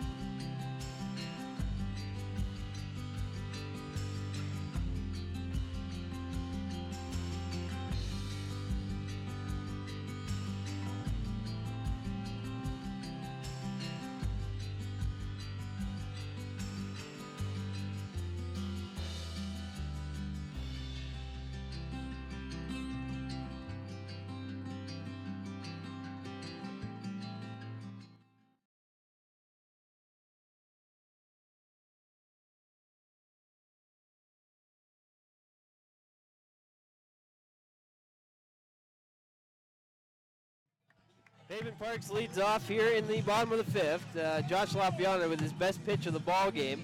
Strikes out Brian Sharp with runners on the corners last inning to keep this a 2-0 ball game. It was definitely the best pitch of the night. Might be the biggest play of this ball game so far for the Blue Sox. I mean, to go their way, that was, huge. Now you just hope they can pick them up and get a couple runs here. Definitely. Pavement Parks the first man to bat. He's 2 for 2. Here's the pitch. Pavement takes slow. Yep. Kel and I were just saying off air, we said, a little over 90 pitches. You kind of wonder if this is it at all for Lapiana. But Kellen made a good point. You said at least start him in the next And inning. if one guy gets on, I think you have to take him out at that juncture. There's no questions asked. He's got on a nice little run here. Well, now it's 2-0. You look at next inning, Heffron righty, Beeman lefty, Parks righty, Kennedy lefty. So there's not really, you can't go with a left-handed reliever here or a right-handed reliever. That's kind of part of why I could see, what I could see happening is he gets the first batter, Heffron out, and then faces Beeman. That's lefty, then making a change with Parks, the righty, coming up. 2-0 low, 3-0 now to Pavement Parks, and Cody just points at his head. Be smart here. Yeah, definitely. I don't think you're going to want to swing 3-0. I mean, even if it is middle, you need a runner here. I mean, you're down 2-0, and I mean, one swing could make it a one-run game, but still, you gotta chip away. Takes fastball for a called strike. There was the middle pitch I was talking about. But if he does that again, you saw it. Go now, right? Exactly. Tanner Murphy on deck, and then Brady Gulakowski is up after him. 3-1. Outside ball for Pavement Parks. Draws a leadoff walk here in the 5th. That's a great job by Pavin to get on early. I know it's not with his bat, but you set the stage again for 3, 4, 5 hitters. Murphy has really swung the bat well this playoffs and swung the bat well last night. And then you have Gulikowski, who had a hit last night, and obviously Gonzalez is struggling. But I tell you, you keep setting the table, and I think good things are going to start to happen. Not sure, but there is a Lafayette Aviator getting loose out there. Here's the pitch to Murphy, fouls it out of the stadium. See, he kind of turned his back. I was going to see if I saw. It is 4. That's Hooby. Sam Hooby. Out of Butler University. He threw 120 pitches on, what was it, Tuesday. Wow. Hey, really? Yep. Check swing, pitch low, ball 1, and evens the count. That puts Moore right at 80 exactly. So you can expect the move to be coming in some way, especially if he gets in danger. Yeah, and especially if the Blue Sox put together a couple more good at-bats. They see, a couple more pitches. I mean, Parks saw, 5 or 6 there in that at-bat. And Hooby pitched the game of his life in that one. Now that's another check swing. Control the ball 2-1. Yeah, at this point in the game, too, I think the biggest thing, guys, is that it doesn't really matter what your pitch count is. If you give up runs, true, there's no tomorrow. Exactly. Yeah. It's a great point. I mean, you can't keep them out there. You gotta try to. 2-1, almost got him. And now it's 3-1. That's fourth time, I beg your pardon. And Moore has come up to Murphy. Because there were 3 in a row. There's some action going on right now. They're telling the guy out there to get hot. Yeah. After that pitch, a little frustration. It looked like. I mean, those 2 pitches to Murphy were close, but I think they see that as a manager, like, oh, okay, we got to get moving here. Chopper foul, and it's a full count. So you want Hubby starting to get ready. It looks like they're going to give him a look at the batters coming up. Yeah. What to expect out of them, which way they're hitting on the plate. And the only one with a hit there in the next 3 batters is Ferguson with a bunt. I mean, Gulikowski did reach on a walk there in the last inning. Here's a payoff, fouled off of Murphy's foot, and then we'll stay at 3-2. That's a lot. Have you seen today? A lot. 3 or 4? In the playoffs, even. It's just especially today, though. Everyone's getting jammed today, and they're making contact, but they're just hitting themselves with it. Yeah, Murphy's still walking. I hasn't picked up his bat yet. Trying to get some feeling back in that. I tell you what, if that didn't hit him, that would have probably been a hit the way it ended up. I mean, right in the middle of the infield, but I don't know. Wow, that's goofy, though. If you're Murphy right now, you're hoping the last thing you do is hit a ground ball. Yeah, or at somebody. Yeah, you can hit a ground ball as long as it's not right at somebody. It doesn't turn into 2 outs. Big gap between short and third right now. Fans are into it. Parks is off. Foul ball into the net by Murphy. Stays alive. I like the hit and run action there. Yeah. Getting Murphy Parks in motion, and Murphy, if he gets a base hit, Parks is easily going to go to depending on where it's hit, I should say. If it's a line drive right to left field, they might hold him, but I mean that was a slow delivery there by Moore, and Parks was at second base by the time he swung. It seemed like. He'll stay put this time. Ball's 4, and now there's 2 men on and nobody out, and now you got to wonder if there's going to be a mound visit here. To at least give Hooby some time out there. Yeah, I think it's coming. I don't know, though.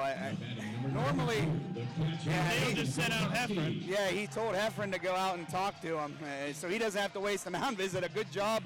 Again, he's doing a great job managing. He really has. I mean, you save Parks from possibly getting tossed out of this game earlier, and then you do that. You don't have to waste a mound visit. Give yourself a little more time, and now with Gulikowski coming up, a righty-lefty matchup here, and Gulikowski reached the last time he was on, hit that double last night, so we'll see here what happens. Gulikowski at 308 versus righties in the regular season. Big at-bat coming. First pitch from Alex Moore is taken for a strike. That was a nice curveball, come right in through the zone. Yeah, it was either a curve or just a change, or obviously took something off, but he threw a strike, which he has struggled to do here in the first 2 batters that he's seen in this 5th inning. 0-1 outside. Tell you what, Heffron does a great job of framing up pitches. Yes, he does. He makes them look a lot better than they are. I mean, that's what a catcher's supposed to do. I mean, that pitch looked pretty good. Looked like it hit him right in the glove, and you'll fool a lot of umpires a lot of times into thinking that's a strike. 1-1. Swing and a miss. Looked like he tried to wait on that pitch and just was a little late. I think they're trying to go the other way. I mean, my goodness, it is a big hole between short and third. If you hit a ground ball and it gets past the third base, I mean, if it's hit remotely hard, it's going to get through. 1-2. Gulikowski fouls it off, almost takes out Ray Gonzalez on the on-deck circle. 9 of the 16 pitches this inning have been balls, too. But you look at these last two. He's gotten Gulikowski on strikes. So working his way back. But, again, you got to wonder if it's going to be the end here for Moore. You would almost think that even remotely, regardless of what happens, what happens here with Gulikowski, it might be his last batter. 90 pitches exact. Here's a pitch. It's a bouncer. It hit him. Foot. Bases are loaded.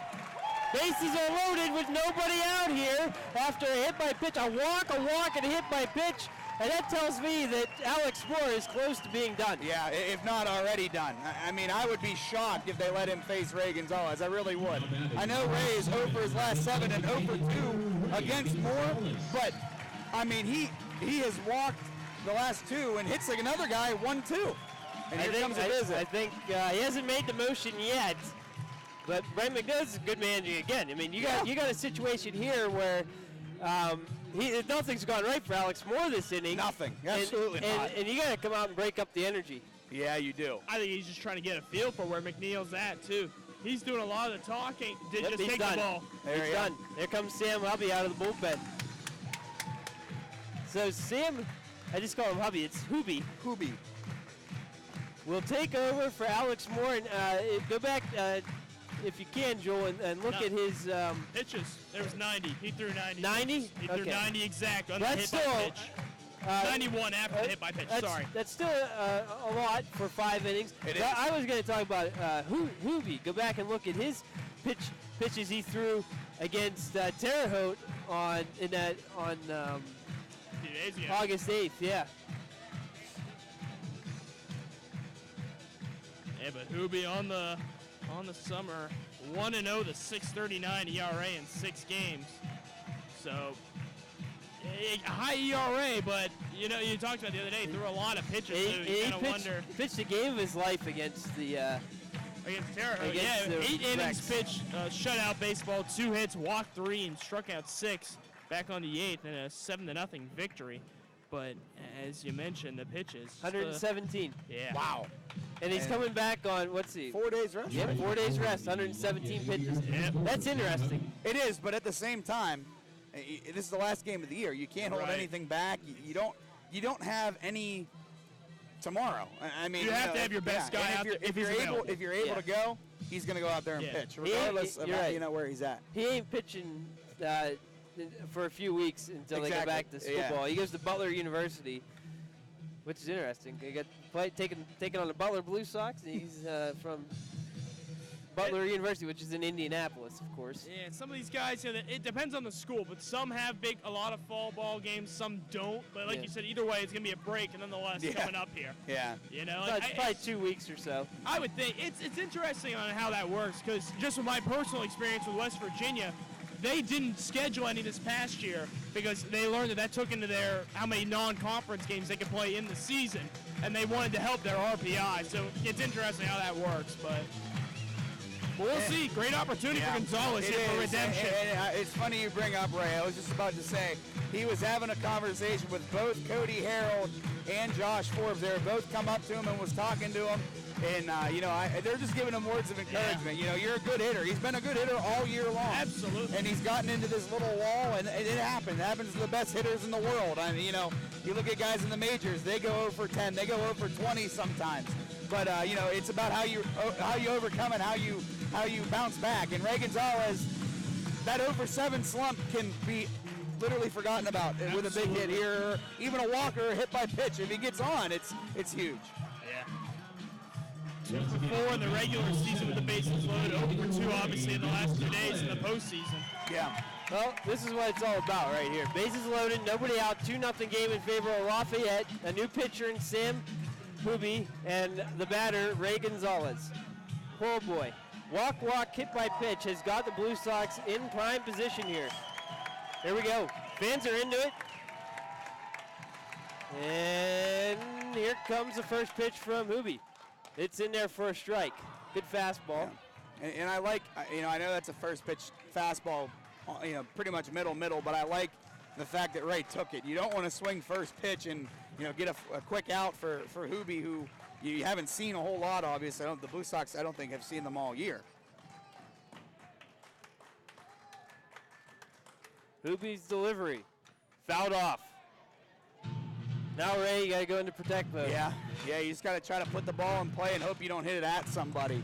You just got to try to find a hole and hit something hard.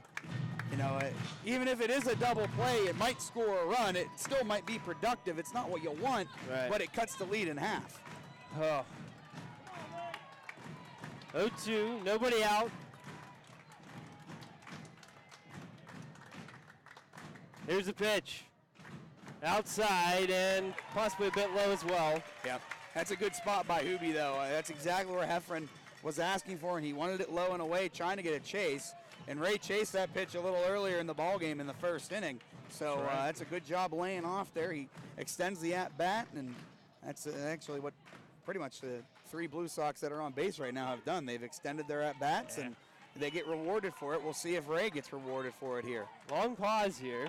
Ray back in the box.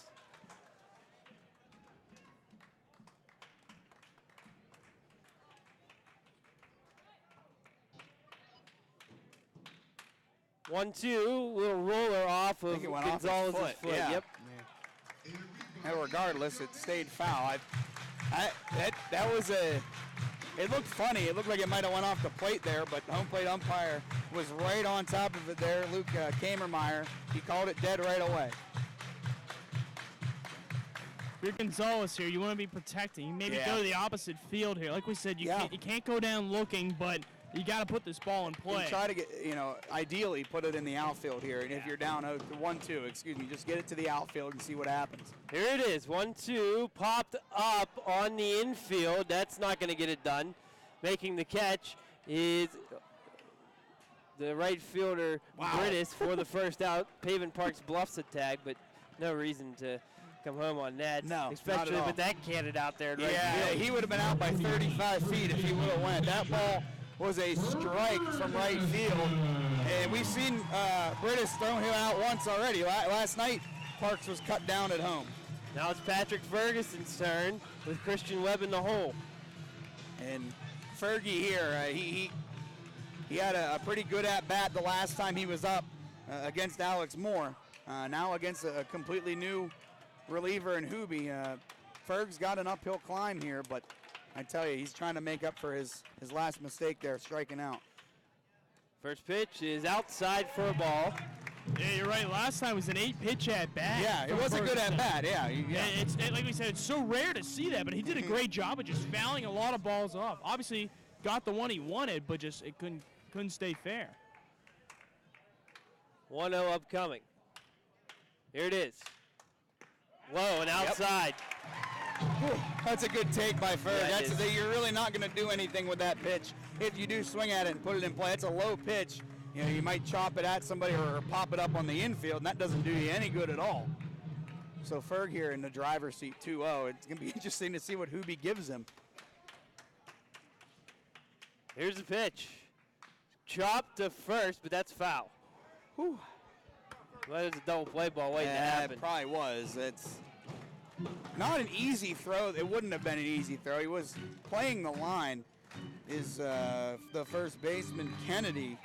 He's right on that line, and they're playing basically a shift on Ferguson. They have all series. We wouldn't expect them to do anything else. 2-1 with 1 out, and the base is juiced. Here's the pitch. Fouled out of play, and now Ferg is in a count of 2-2. Kind of reached it that that's more of a defensive swing, but I think what he was trying to do is just slap it the other way because, they're giving him that line and that shift over there. If you put a ball remotely close to that hole, it might go through, and it's definitely going to be a run. Mm-hmm. No way they're going to double you up there. At least I wouldn't think. Here comes the 2-2 pitch. Ferg fouls it off. Just got a piece of it to stay alive. That was close. Yeah. He didn't get a ton of it, but he got enough to foul it off. And another good at bat here by Ferg. I mean, he's just trying to piece it together.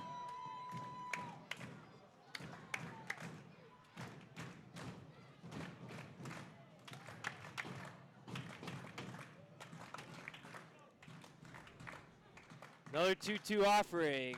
Popped up, way up there. Left fielder McGowan coming in. Will make the catch. Parks is going to tag. He bluffs, and that's a good thing because that throw was right on the money, too. And now there's 2 outs. And no, this can't be happening again. Whew. This cannot be happening again. Still got a chance, though, with the Webb. We mentioned he had a couple strikeouts earlier, but you got a chance. You got a lefty-righty matchup, so that's worth something, as we talked about. Christian Webb, 0 for 2 with a pair of strikeouts. Parks at third, Murphy at second, Gulikowski at first, and Hooby is 2/3 of the way of dancing out of danger. First pitch outside for ball 1. No hits for Webb and 4 at-bats with the bases loaded in the regular season. Did drive in 4 runs on sacrifice hits. What would be I mean, how big would it be for his first one here with the bases loaded in the championship game? I mean, my goodness. Got to think a single to the right side brings in 2. Yep. Hooby's 1-0's about to happen. Here it is. Outside ball 2. It looked like he slipped a little bit. Yeah, it looked like he when he went to push off the rubber, maybe his back foot kind of slipped a little bit, and then obviously, I mean, that's never a good thing when you when you're pitching. Let's see what Webb does here, because Ferguson swung 2-0. Yeah. I kind of wonder if Webb may take this. If it's a good pitch, though, you're right. Though. You don't tough. want to waste that, but I kind of wonder. We'll see. Right now, the 2-0. Low. Never mind. Called a strike. Just looks like he caught that inside edge. That was pretty much the same pitch that Fergie swung at, 2-0. Now it's still, I mean, he's in the driver's seat as Christian Webb, and should see something good here. Yeah, you don't want to go down 3-1. All right, well, here's the pitch. Webb takes outside ball 3, and the Lafayette Aviator dugout was ready to run out onto the field in protest. Yeah, a lot of yelling from the dugout there. I thought that was questionable. That one was probably closer than the last one, but hey, it's 3-1 now, and if you're Christian Webb, I mean, you were in the driver's seat here. Yes. You should see something good in the zone. Yeah, definitely. If not, don't even think about swing. Don't think about chasing anything here. If there's a breaking ball, it's going to break into the zone. 3-1. Swinging a foul tip. Straight back, too. Yep. Full count, everybody will be moving. Everybody will be moving, and rather slowly. Well, not slowly. Well, not everybody except Pavin Parks, I guess, at third base. Yeah. Pretty decent speed on the bases. No, he'll be going too, but just jogging in. Yeah, with third base, so you don't want to get a screamer that takes your head off. That's right. Because not only would it hurt, it would be an out. Well, if he's in foul territory, it wouldn't be. That's true. Full count, pitch in there for called strike 3. And that'll end the inning. And now he tosses Webb. Good Lord. Good Lord. And it's just not happening here. I can't believe he tosses him, but doesn't toss Dougie Parks. Get out of here. Well, no runs come in. Bases were loaded with nobody out, but you got to give Sam Hooby credit. He gets 3 outs in a row.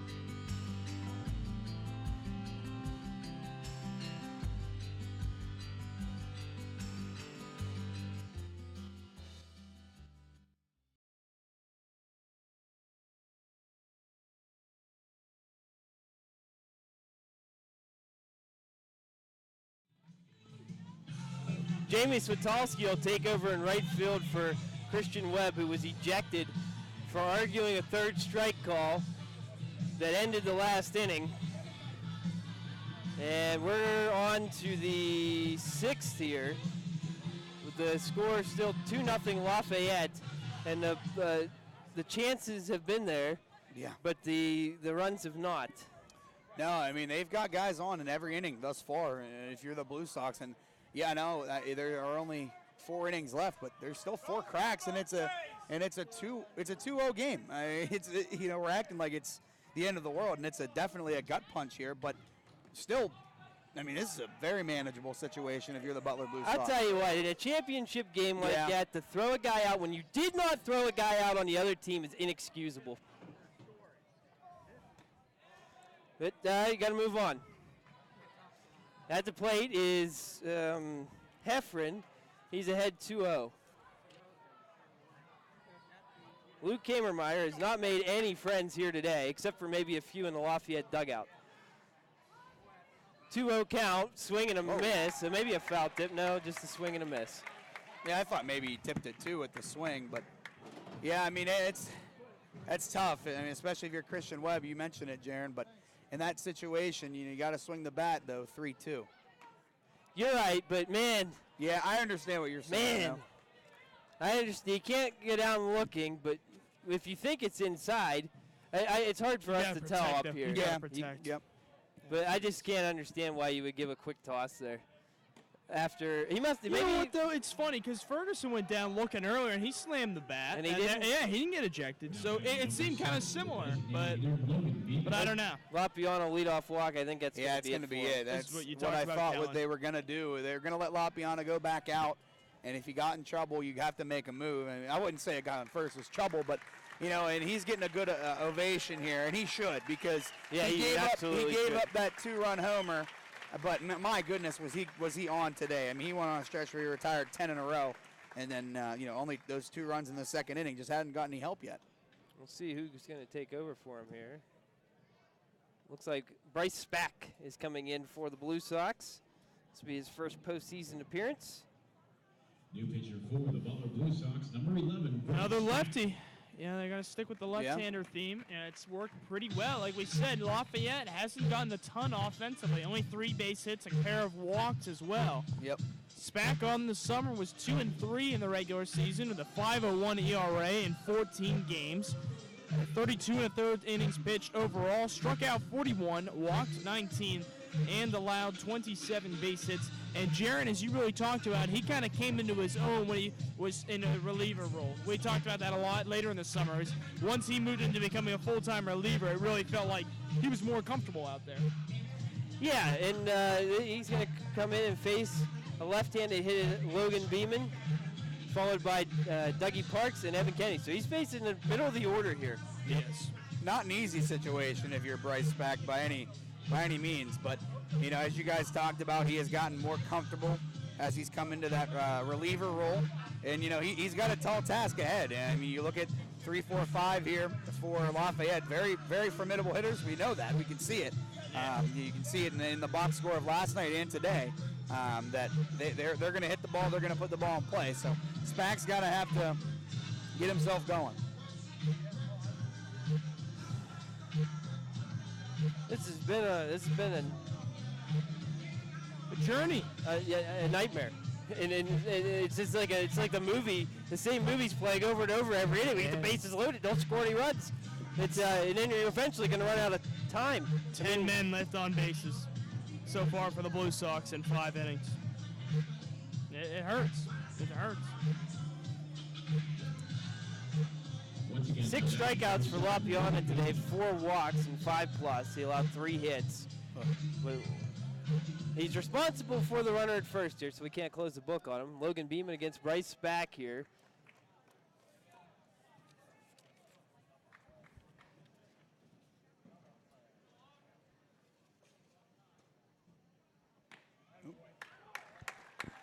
Good start there for Spack. First pitch on that outer half, and I think they're going to try to get Beeman. They want a ground ball, obviously. That'd be ideal to try to turn 2. Haven't really We have seen one double play today. It was a big one in that second inning that ended the second inning that Pavin Parks turned over at third base. 0-1 low. Yeah, it's Lafayette rolled into 5 double plays in the game 1 that the Blue Sox dominated. But so since None then, yesterday, one today. Yeah, since then they've kept them to a minimum. Spax 1-1 upcoming. Here it is. Fastball low. And they're working low. Like I said, they're trying to get that ground ball. They want to keep working low, but at the same time, you're going to have to throw a strike in order for Lafayette to do that. You can't be you can't walk the first guy you see and put 2 guys on for Dougie Parks. Beeman's back foot is dangerously close to being out of the box. Foul He was ball doing that yesterday. straight back. He had that yesterday. He's real deep in the box. A lot of these guys they like to play as far back into it as they can. It's just, but you're right, it's very close. Yeah, he tests the limits here. I'm sure, like I told you before, if it was a dirt park, he would be kicking that out. Oh yeah, move it even further. So maybe that's the advantage of the umpire here, is that the box doesn't change. Here's a 2-2. It's popped up. Playable for Pavin Parks and Justin Kirkpatrick. They run into each other. Who made the catch? One of them did. Looks Thank like goodness. Kirkpatrick has yes, it. he did. And thankfully, neither one of them seems to be shaken up. Got to be more communication though. Yeah, it has to be. I mean, that could have been really bad. Parks had his glove up, shielding the sun, and I think Kirkpatrick kind of thought that he didn't see it. But I mean, I would assume that Parks was saying, "I got it, I see it, I have it," but then, you know, Kirkpatrick comes over and makes a play. Yeah, we're glad one of them caught it. Yeah, well, that's true too. Yeah, we're not honestly. that close. So I wonder if anything was said, but I didn't hear anything. You didn't look like they were saying anything. No, it just looked like they were standing there. I think it's your right though, Kellen. Is we saw Parks' glove go up first. That was Yeah. his way of saying it, but that's not always good enough. Step off and a throw over, Heffron back safely. Dougie Parks had to play walk and a strikeout so far, and he argued his call, but he still gets to play. Oh, that's frustrating.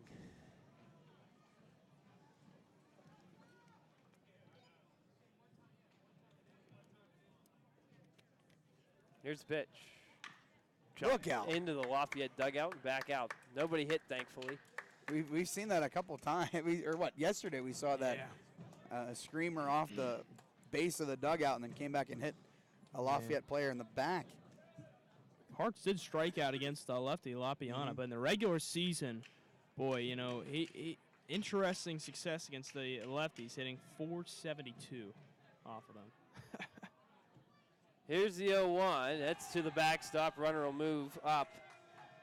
I thought that might have hit Parks the way, I wondered but obviously not. It just might have hit the glove of Gulakowski. It looked like Gulakowski just missed it. Tipped off his mitt. Yeah, it just looked funny the way that he reacted. He looked like he grimaced. Yeah, but I think it was more saying, go ahead, get moving. But yeah, I think you're right. Pass ball there.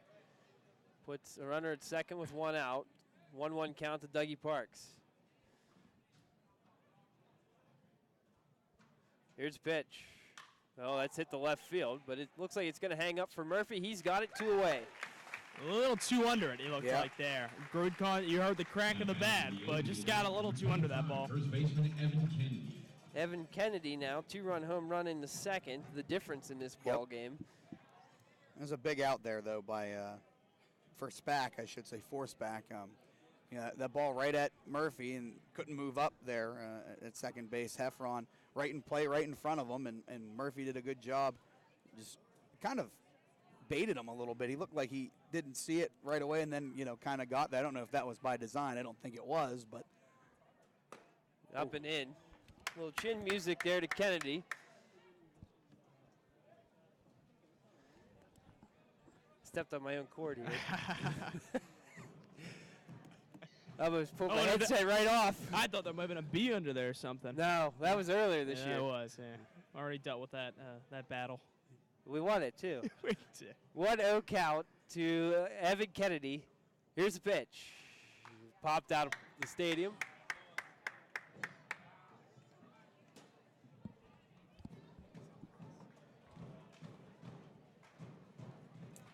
This is a big pitch here, for Spack. Well, it's a big series of pitches, I should say, 1-1 count.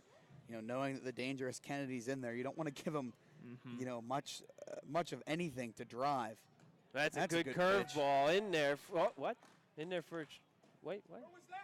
Did he say inside? I thought he went. What in the world happened there? That was surprising. They called that a ball. What he Interesting. didn't he make a strike sig? What? I have no idea what happened there. 2-1 signal. Well, yeah, Stall ball. it looked like it was a pretty good curveball, but Wow. I don't know. I have no clue what in the world Unless that he was. said that it hit him, maybe. Oh. Well, there's a line drive caught by Maglione on its second, and you can take your bat back to the dugout. He screamed it, but my goodness, we'll take it. And that gets the crowd going here again. Well, about bottom of the sixth coming up. It's still Lafayette 2, Butler nothing. The Lafayette Aviators.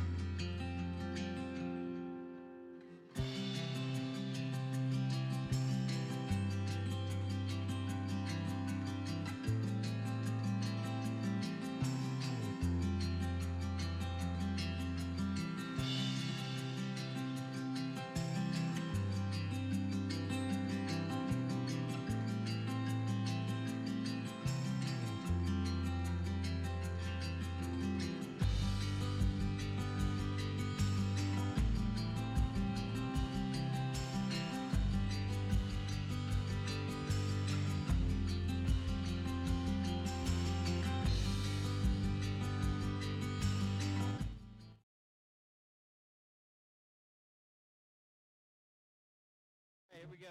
G. Selfa. Bottom of the sixth, still 2-0 Lafayette. 3 hits for the Aviators, 4 for Butler, but that doesn't tell the story.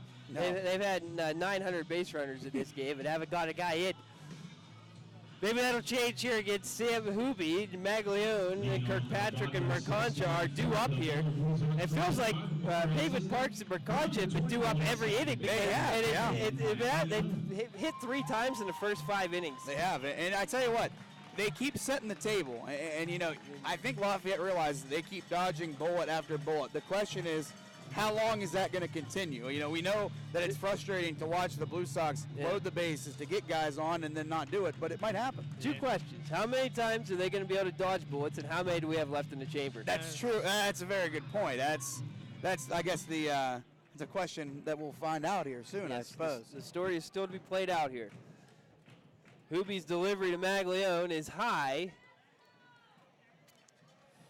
One thing's for sure, though. You better not argue a strike 3 call the rest of this game, either side. Either way, you can't do it, yeah. That's been set, for sure. So Switalski is in for him now. There's a pitch outside, 2-0. That's a good pitch there by Hooby. That's right where you want it if you're Heffron. And I looked in the Lafayette dugout. One of the coaches jumped off the steps and walked to the dugout. That's better than yelling at this point. Yeah. I was just about to say that's a much better job than saying something. 2-0, called a strike. Yep. That's a good pitch. That one was about middle. Might have been on the outer half too. And it's interesting. That seems to be what Lafayette's doing when they get behind in counts. They go to that outer half. See if the Blue Sox maybe make an adjustment for that. Here's the pitch. Oh, hard humpback liner right to Dougie Parks. Line out 5 to begin the 6th. I think that broke Maglione's bat. Yeah, I heard a crack of the bat on that one. Yeah, several balls the last couple of days where you kind of wonder, if not for the crack of the bat, boy, that probably drops in or something. Yeah, but just didn't get enough air under that one. Mm-hmm. Well, 1 away, and now Justin Kirkpatrick's turn here.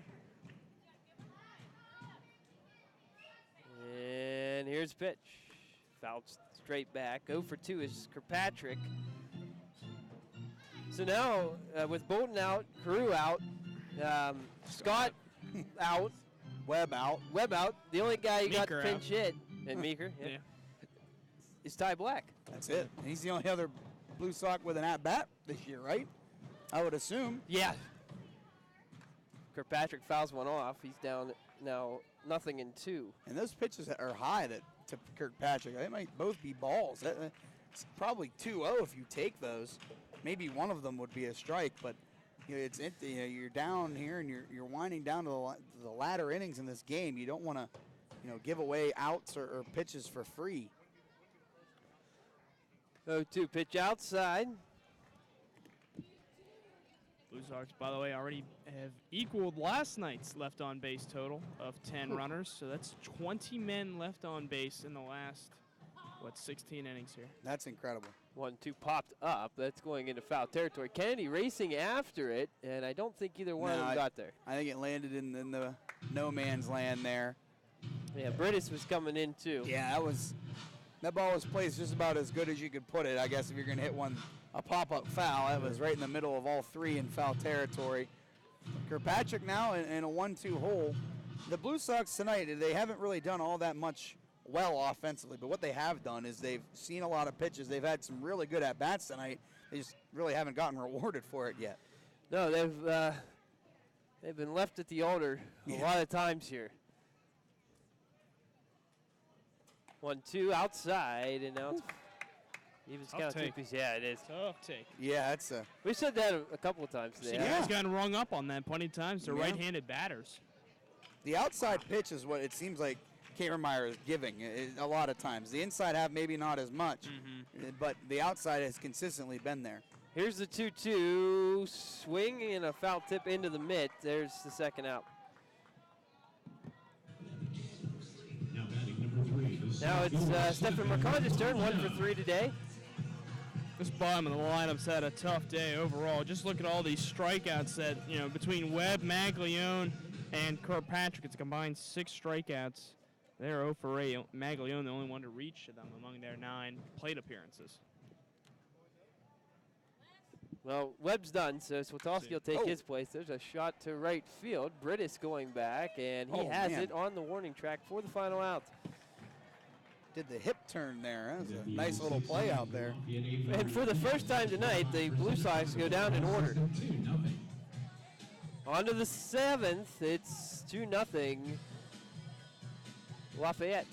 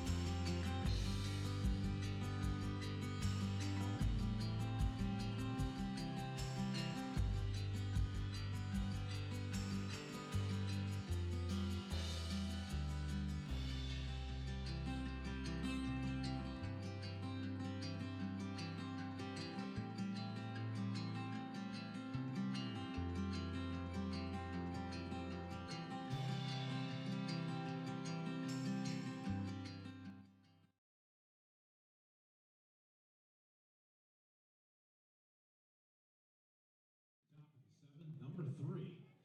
Right fielder Trey Briss. New pitcher for the Blue Sox here in the top of the 7th. It'll be Derek West taking over for Bryce Back, who does a fine job out of the bullpen. 1 inning.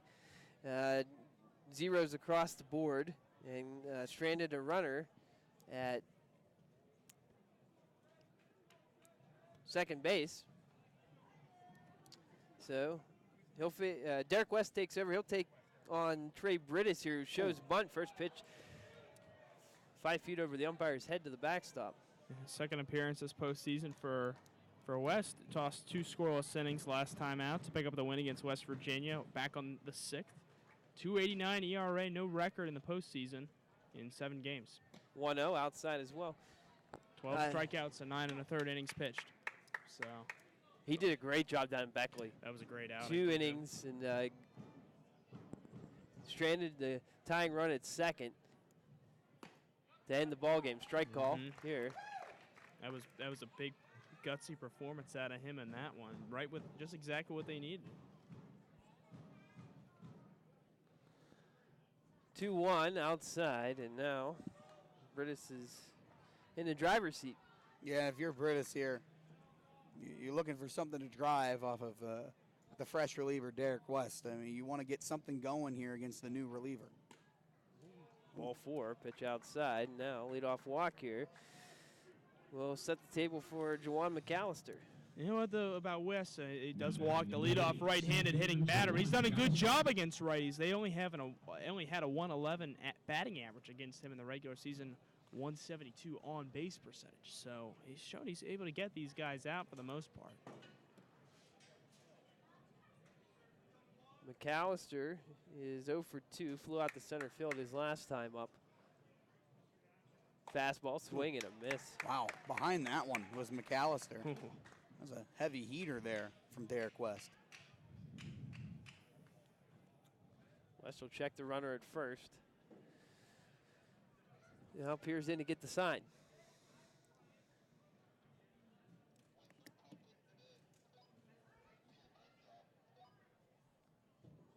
Bunt attempt, and pitch misses away. Surprised McAllister would be bunting, but I guess you want to play for an insurance run here. Yeah, you definitely want to get one. You know, a sack bunt here really wouldn't be the worst thing to do. You get out of a conventional double play with a guy at second and 1 out, and actually, you look at McAllister, a good bunt, he might get to runner second. goes, they will get the out at second on the first double play.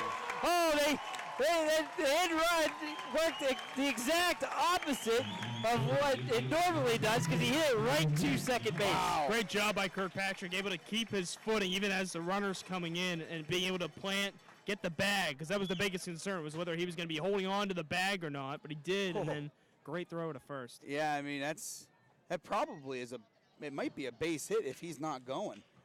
If Brittis, isn't running to second base, that ball might squirt through, but a great job by Kirkpatrick to stay on that bag, as you mentioned. It's not easy considering you got a guy barreling down at you, but he stayed right on the bag, got the ball, and corked a good throw over there to Ferg over at first. At the plate now is Noah McGowan. He took high to start it off. Now West 1-0. Swing and a miss, a good fastball. We talked about it, early in the summer when we first started seeing West. This is basically his rehab. He's been primarily throwing that fastball, and boy, it's been fun to watch too. He's got some life on it, and even though it's coming, it's not always easiest to hit. 1-1, called a strike. He's pumping that Yeah, fastball. he is. No doubt about it. He's throwing that fastball for a ton of strikes. I mean, he did walk that first batter that he faced, but I mean, since that, he's really bared down here. We got a pitcher warming in the bullpen. Looks like Jabor Smith, who came in last night. Or no, I'm sorry. He was Thursday. Thursday, yeah. Against the Blue Sox is loosening out there. You can't imagine Hoobie's going to go too long with that amount of pitches he threw just a few days ago. Yeah. McGowan fouls one off here. Yeah, I think Hoobie is more kind of a guy to get you through a couple. They know full well that he threw that many a couple days ago. If he can give you a 0 or 2, that's anything above that is kind of icing on the cake. Blue Sox will have the 2, 3, 4 hitters up next inning. Curveball in there, called strike 3. Derek West with a nice inning out of the bullpen, keeping the Blue Sox in it. And we'll go to the bottom of the 7th, stretch time here in Butler. It's 2-0 Lafayette.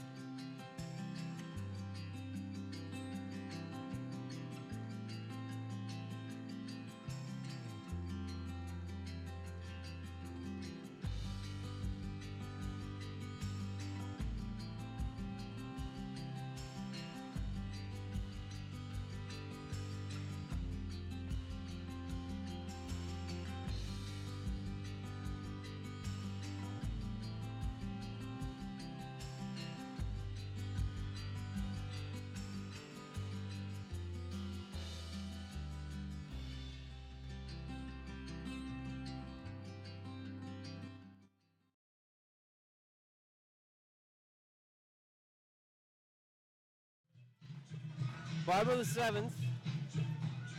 2-0 Lafayette. Haven Parks is due up first, followed by Tanner Murphy and Brady Gulikowski. This is a big opportunity here. The three hottest players on the team getting a hit here. Yeah, and Haven Parks is 2 for 2 tonight. He's reached base all 3 times. He's been up, and Murphy's reached his last 2 times, as has Gulikowski. So, as you said, Jaron, these are the hottest guys on the team right now in terms of getting on base, and that's what they need to do. They need to get on base to score a run. Here's pitch from Hubie, inside. Last 2 days, Parks now 4 for 7 at the plate. Of course, had the walk earlier today, so that's 5 times reaching base in the last 8 plate appearances. Smith still warming out there. 1-0, bouncer to the backstop. Ladies and gentlemen, last call for And you know, you almost wonder, too, you don't want to bait an umpire into something, but in a situation like that, I mean, you take any runner you can get on there. I mean, I know it's 2-0 and Pavin, one of the hottest hitters on the team, so he's going to want to swing the bat, but, you know, you almost wonder if you let that thing hit you. You know, you get on base regardless.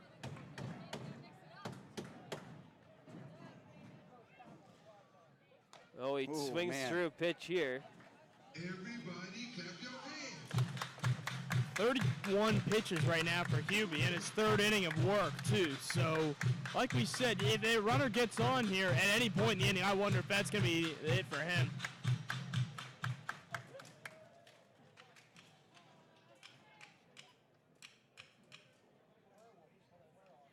Here's a 2-1. Ball's hit the center field. It's going to hold up for the McAllister. 1 away. Now batting number 10, left fielder. This is the first time that Pavin Parks hasn't been on base today, and now you see what Murphy and Gulikowski can do without him on base. Who knows? Maybe that was what they needed to do, is get it out to start an inning to get a score run. Who knows?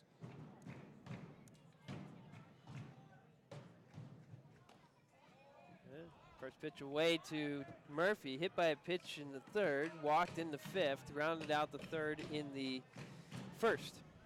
Slight breeze picked up behind us as well, blowing out to left field, just a tad.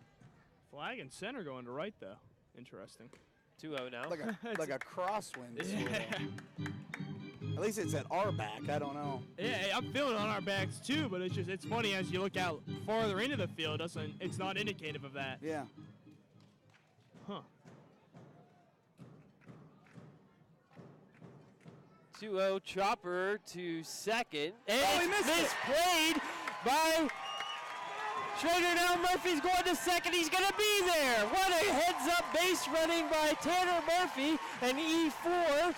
And there's a runner on second with 1 out. Oh, that looked like out number 2. And Schrader just missed it. Yeah, flat out missed it. He thought it was going to hop a little more. It stayed low to the ground. That's why they teach you, keep your glove low. The ball can do funny things even on turf. And it didn't come up at all. It stayed low to the turf. And a great job by Murphy getting in scoring position. This is the first time today that Lafayette has made a mistake in the field. Right. We'll see if maybe first time anybody's made well, that's true too. The first error of the ball game. So we'll see if Butler can make them pay for that. They haven't really made them pay for loading the bases, but you know, who knows? Maybe an error is what they needed. Gulikowski will take a pitch low. Gonzalez on deck. Then it would be Ferguson and then Switalski. Man, what a great job though by Murphy to get in scoring position. You never know when something like that could. You know, you could steal a run or something of that nature. Another pitch low, 2-0 to Gulikowski here. Butler 0 for 9 right now. Runners in scoring position in this game. At one point they were, 0 for... what were we at yesterday? Yeah, pretty high. 10, Do you remember that? At one point before we got a hit, and then I think we finished 1 for 14 or something of that nature. That was pretty high yesterday. 2-0. Hubie takes a deep breath. And now comes home. Gulikowski swings through it. That pitch looked like he might have got a chase. Might have been a 2-0 deuce. Yeah, it looked like maybe a change or a change or a deuce. You're not looking for that. No. 2-1. And I mean, if you're Gulikowski, you're thinking, okay, that thing's going to be in the middle of the zone. All of a sudden, the bottom drops out. He's still ahead 2-1 here. Long look by Hubie at second. Here's the pitch. It's outside, 3-1. Whew. Yeah, and you almost wonder what that error does to the confidence of Hubie. You get a ground ball, and then all of a sudden the guy's at second base. You're thinking, how in the world did that happen? Now you're 3-1 to the next guy you face.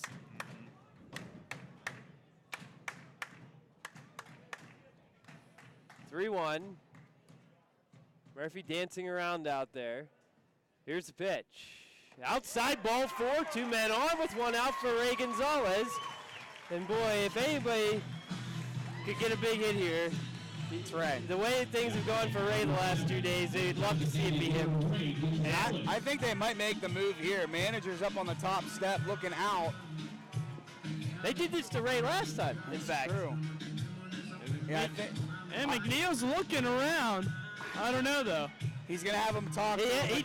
Peterson just came in from the bullpen. He's going to ask him if he's ready. I think he's ready. Smith's tossing pretty hard right now. Well, if he's not ready, he's going to be ready in a pitch or two, I think. You notice that he had him go out there and talk to them. Done that twice. Same thing So 2 smart. times tonight. I did see Now, here he comes. Here he comes. Wow, it's so smart. You know what? He is managing a heck of a ball game. He is. Yeah, He everything really is. he's done. There's All the way nothing around. you can say wrong about it. And Hubie has the ball in his hand. They're going to see how he's feeling. McNeil out there with the quick talk. Smith is ready. You know, it's great on McNeil's part, but I hate that umpires allow 2 consecutive visits like that. Yeah, it really breaks things up here. One visit per in between pitches. I think that's enough. This is ridiculous now. Yeah. Though. It's good strategy on McNeil's part, but it's insane that it's allowed. That's what bugs me. Well, it finally breaks it up. Hubie's staying in. Wow.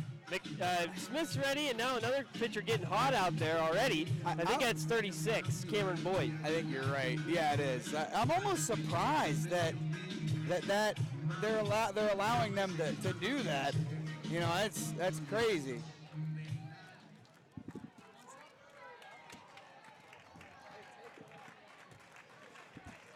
All right, here we go. 2 men on, 1 out. Ray Gonzalez at the plate. Here's a pitch from Hubie. It is popped up, and that'll make it out of the stadium, I hope.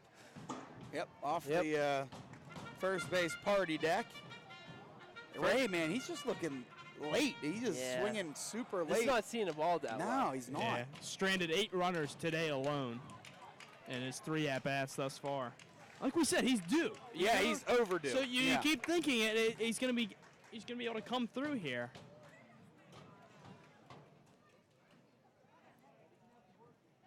Oh, 1. Inside. Ooh. Nice job to get out of the way of it. Yeah. And if they get Ray out here, you almost wonder what they're going to do with Ferguson. Do you walk him to face Witalski? I would. I think the way he's made contact with you can't mess around.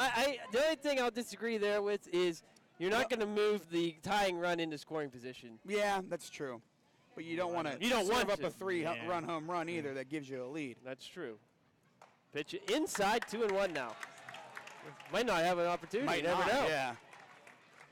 I mean, even just seeing some pitches and taking them could be a confidence booster for Ray Gonzalez. He hasn't chased anything yet. The only pitch he swung at was basically middle, and just missed it. Cameron Boyd's now up in the pen. Javoris Smith has sent down. He's ready. He has to be ready. He's got to be going in right after this at-bat, I would assume. 2-1, called a strike. That was in there. Late break. That had some late life on it. It was a nice movement at the end of that pitch. If you're Gonzalez, you've got to ask, where was that? What's the thought? Yeah. But I thought it was a strike. It was a good pitch. Yeah, it it broke was. late. Now Ray's got to fight that off. He's got to try to just get this ball in play and hope it finds a hole. Look at the left field line right now. Oh, it's wide open. That's of amazing space. too, because he's a right-handed hitter. Pitch inside, ball 3. Well, what I think they're thinking here is what we talked about before. What you've got to do when you're struggling, you go to the opposite field. You shorten up your swing. I think they're banking on that happening. Yeah, but I mean, I tell you. But you're right. Yeah, they're putting a lot of stock. If he hits a ground ball, even to the right of the whole right side is open. They're playing double play depth. So I don't know. There's a lot of openings. Time was called there. I think the umpire said something to the bench. The Lafayette bench? Yeah, I believe so. Okay. I don't know. I mean, he was toss happy with Butler. So that's, I don't know. 3-2 upcoming. Murphy dancing out there. Still, here's the pitch. Foul tip. Ray stays alive. Didn't get a whole lot of it. I think he got it off the very end of the bat. And he was almost through his swing when he made contact, but staying alive. And that's all Ray Gonzalez has to do at the moment. Keep fouling pitches off and keep working this count. And I tell you, you load the bases up for Ferg again. I don't know. It could be a game changer. Fate, right? Yeah. We talked about his struggles recently, but in the regular season with the runners in the scoring position, Gonzalez hit .333. Yep. So, again, you got to hope that comes through here. Payoff pitch. Swing and a miss, strike 3. Gonzalez down for the second out. Now it comes up to Patrick Ferguson. Ray Now batting number 41. has to head back to the dugout 0 for 4 today. Ferguson. Yep, and Ferg, they're putting on the shift for him. Oh, yeah. And that's a given at this point. Only hit to this point for Ferg was that bunt single he dropped back in the second inning. He led the inning off with a bunt single. Only homered twice this season with 2 outs, in case you're wondering. They are going to pitch to him here. I don't know how much they're going to give to him, though. Maybe that's what it is. Nothing in the zone, but an intentional walk. First pitch out. Oh, for a good move. Oh, it's called a strike. That's one of those ones that's what we're talking about. It's a 50-50. It is. It's close, but it's something you wouldn't expect him, to offer at maybe on that first pitch. Still doing some outfield shift work. Yeah, they are. They really didn't move all that. No. They took two Two steps back. Yeah. Look out and No right doubles. Now. Look out and right. Swing and a miss. Ferg down 0-2. Oh no, this is a movie I've seen too many times today. Yeah, and Ferg's just got to try to just put this ball in play. We haven't seen Ferg go the opposite way a whole lot, but he's trying to today. I mean, he pulled off that last one, but in his prior at-bat in the 5th inning, he tried to go that way and popped out to left field, so we'll see if he shortens it up and tries to go the other way here. Check. Here's the pitch. Ferg takes high.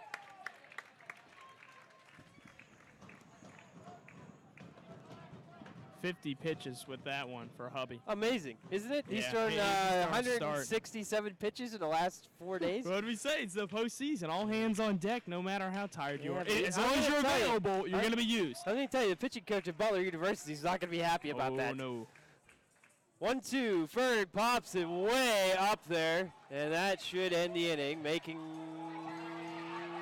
the catches sharp in center field for the final out. And the Blue Sox, they said last night they left a small village on base. Tonight they've left I think a country. the entire state of Hawaii. 12 men left on now. All right, well, 7 innings complete here. Lafayette 2 and Butler nothing. Tickets, I have the winning.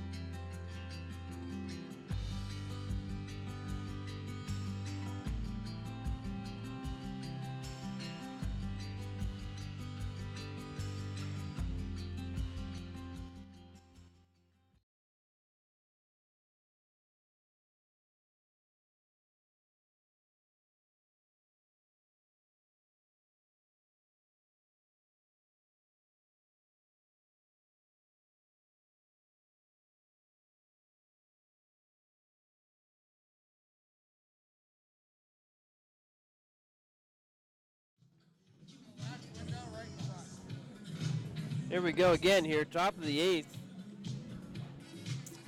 9-1-2 due up. Schrader leads it off against Derek West out there for his second inning of relief.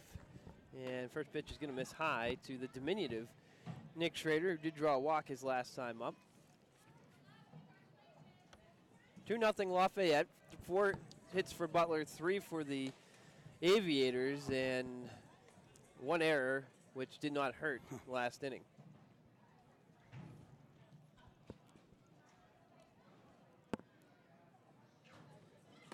Fastball called a strike.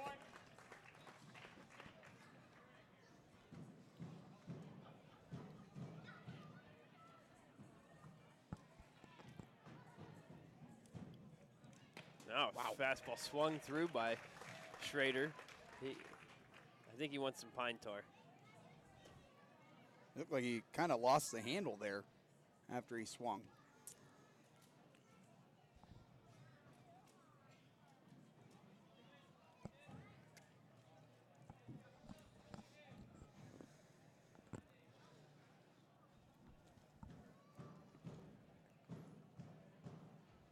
Two. Swing and a miss, strike 3. Derek West sets down Schrader to start it here in the 8th. Now batting number 9.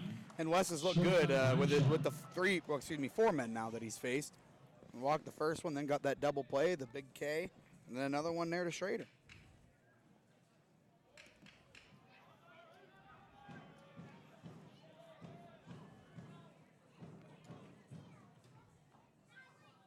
First pitch, rolled a ball to Sharp. He struck out his last 2 times up. But you got to beware of the power potential. 1-0. Called strike. Joel looks like he's doing some heavy math here. Trying to figure out the runners and scoring position stats in the last 2 days. A hard ground ball, base hit out into right field. Yeah, that'll put Sharp at first with 1 out for Heffron. Just the 4th hit of the ball game for the Aviators. Yeah, it's crazy, isn't it?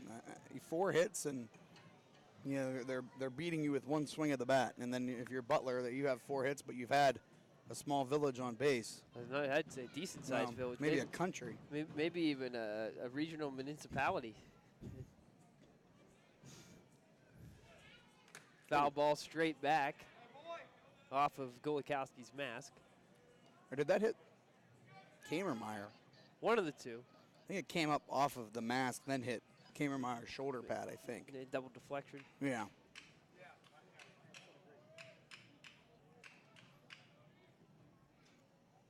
West looks over his shoulder, and then comes home.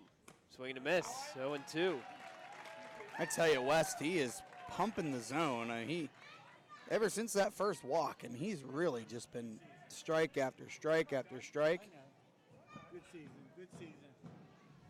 Good job,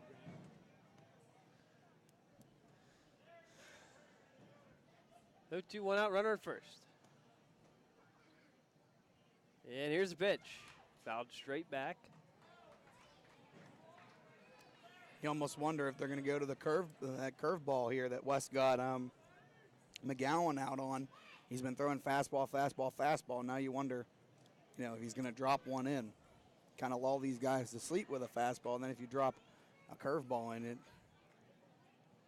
really could be devastating. Check of the runner. Here's the pitch. Swing and a miss, strike 3. And Derek West sets Heffron down, second strikeout in the inning. And I'm pretty sure he just went straight heat there. Yeah. Did West. The designated hitter, Logan Beeman. Brings up Logan Beeman, 0 for 3 today. 3 flyouts.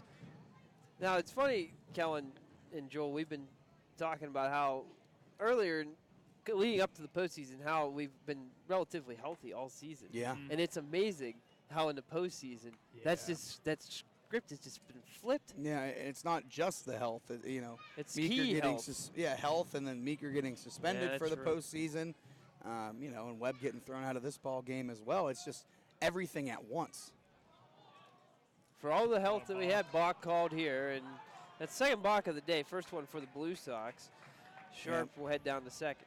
That one was pretty easy there. West moved his front foot and kind of shook there. Everyone in the park knew that one. Yeah. There's 1 yard fans in general admission calling for that.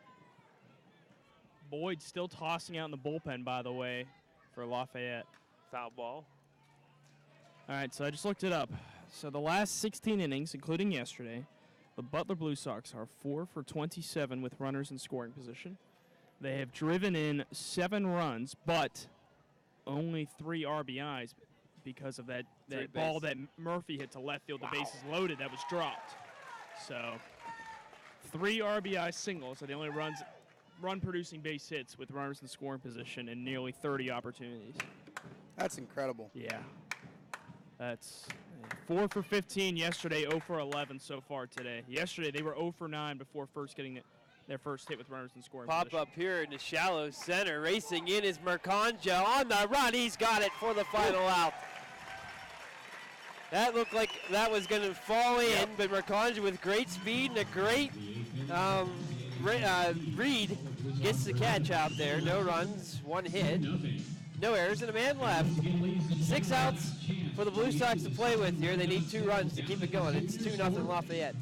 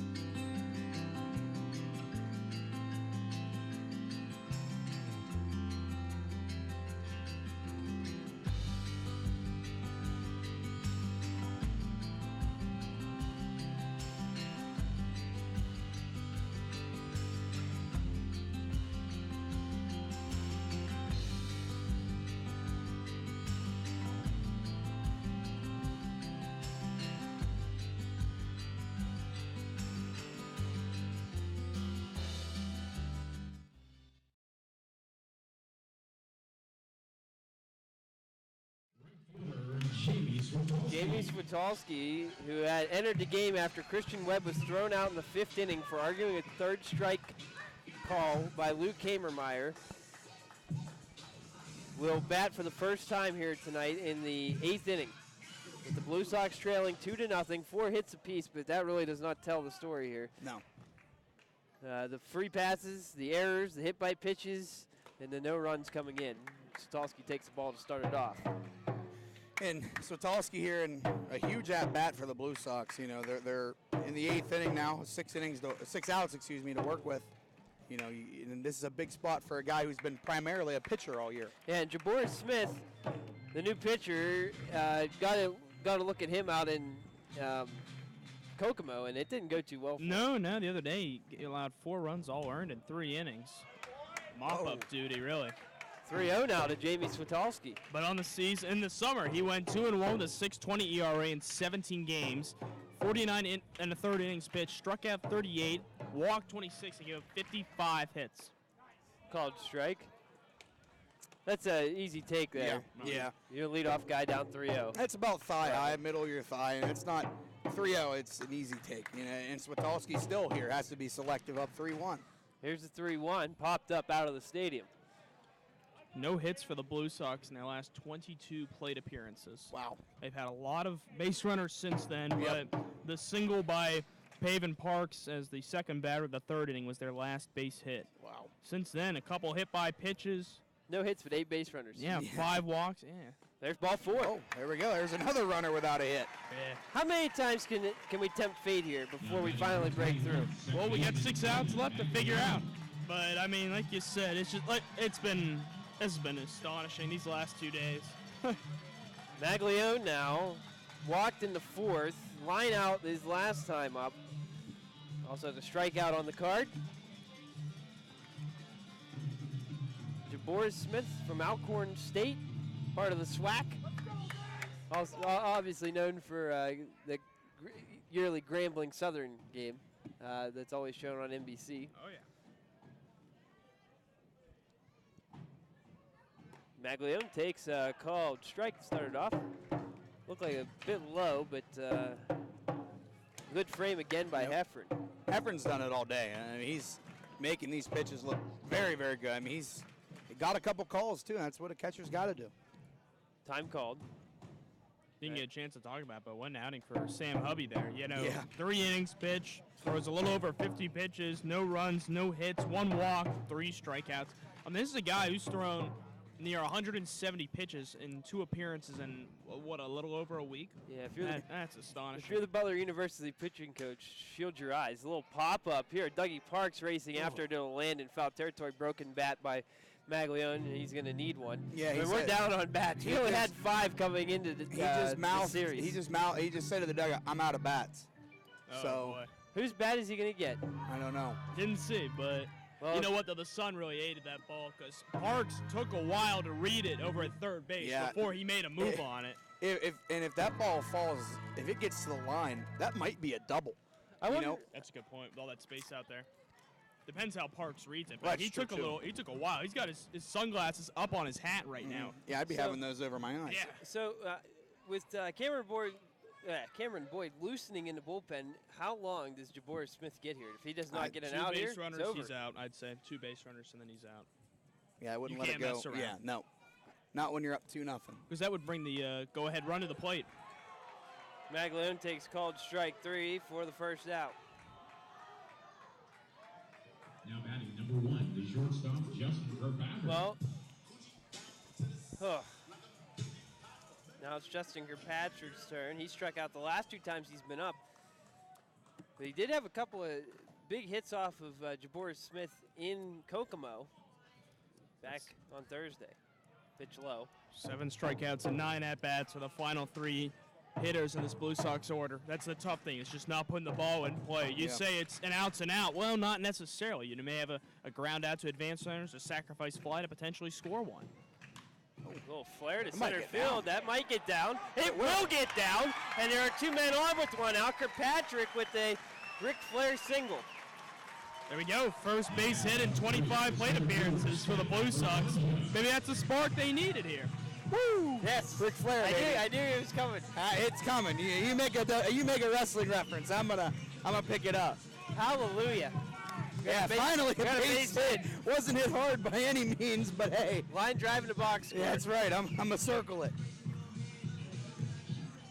So now they will look like they're stick with Jabor Smith here against Stefan Ooh, Mercanja. I'm surprised.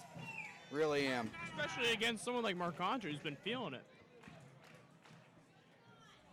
Smith checks the runner at second. Switolski comes home. First pitch is called a strike. Mercanja thought it was inside. Turned around right away, but I thought it was a pretty good spot. Yeah, I thought so too. And Mercanja turned around and asked home plate umpire Luke Kamermeyer if he said corner. Was that on the corner? He said yeah. So, good job by Mercanja making sure, figuring out where that pitch was. 0-1 inside. That one looked very similar. Yeah, I think it was just that one, the curveball. He had to roll his wrist there, did Heffron, and it kind of made it look like, he moved his glove a lot more than he really did. The curveball kind of made that happen. 1-1 with 1 out. Time called by Mercanja, trying to break it up. And another big gap, short and third. They are giving that to the Blue Sox. They're daring them to hit it that way, and they haven't been able to. No, today. you're right. There's a big hole between second and There first, is, too. yeah. They want He's the double moving play back ball. now. Pitch outside, good take on. Wow. Okay, that was a curveball. It started on the outside corner and just dropped off. Yeah, that's a good leave.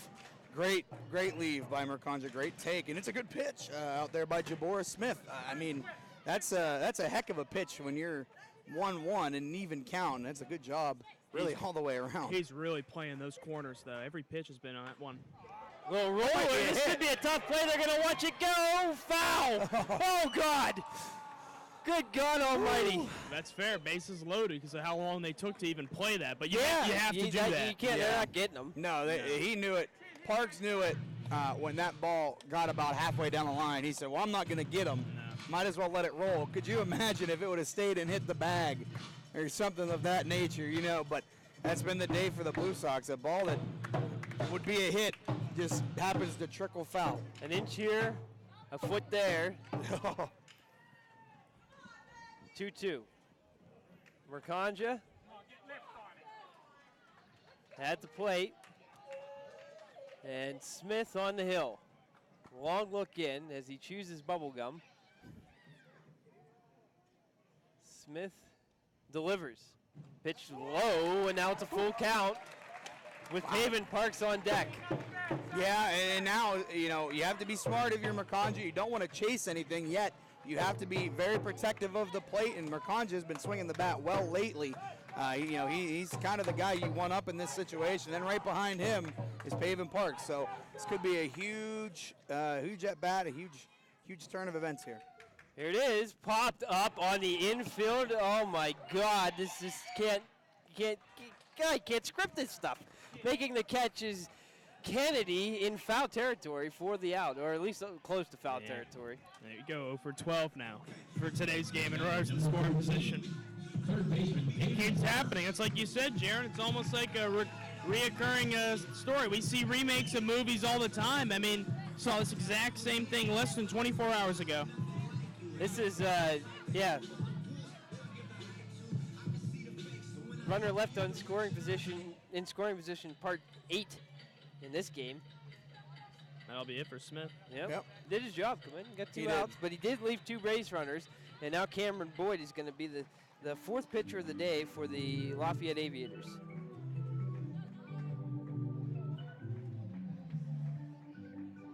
And we saw Boyd last night, as we mentioned. He came in late in that ball game.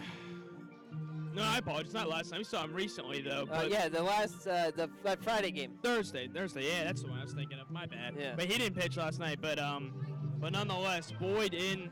You kind of wonder, this is going to be a 4-out save opportunity for Boyd. He only had 2 saves in the regular season.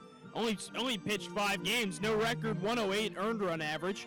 In 8 1/3 innings pitched, struck out 7, walked 1, and allowed 9 base hits. But I don't know. I wonder if that's what the situation is. Get the final 4 outs here.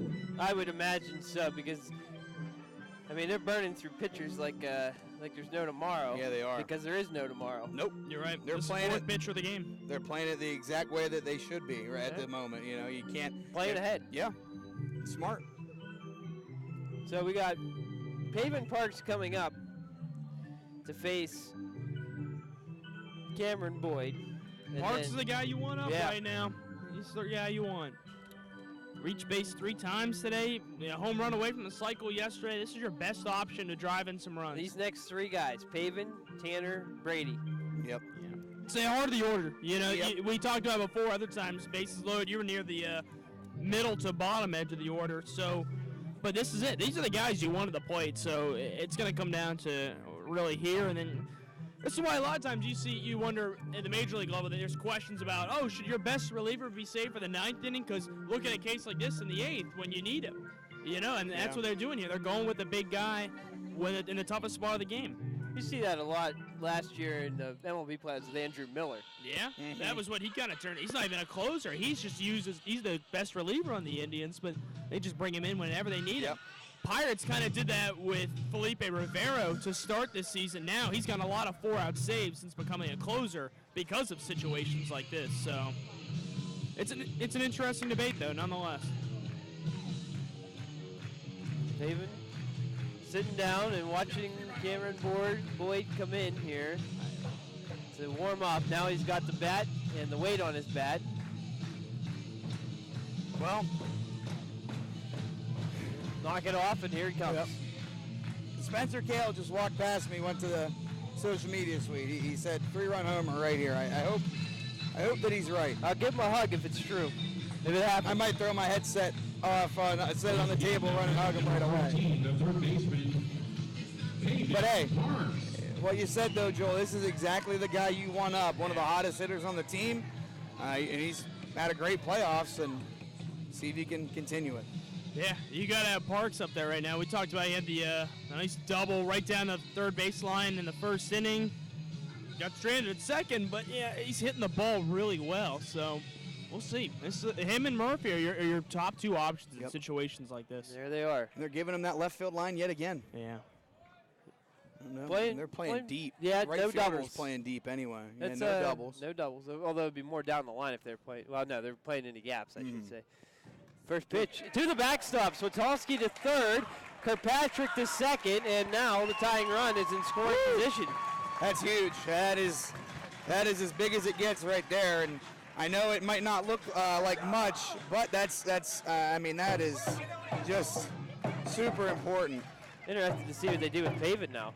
I know Murphy's on deck. He's good, but he's a righty-righty matchup. That's true. Would you go for here? Would you give him a walk? Maybe. I don't know. I don't think they will. They only need one more out. I don't think they will. Murphy doesn't have a hit to his credit yet today, though. He has reached 3 times. And that is more favorable to a righty-righty. That's true. But I still don't feel like they will. No, he would have called it by now. Little chopper, foul. Evens count of 1 apiece. Base hit would be, we lift the roof.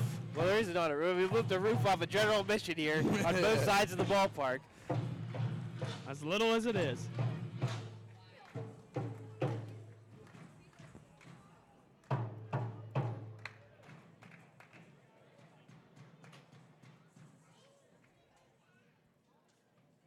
Parks does lead the Blue Sox with 5 RBIs this postseason. 1-1 count. Here's the pitch. Inside.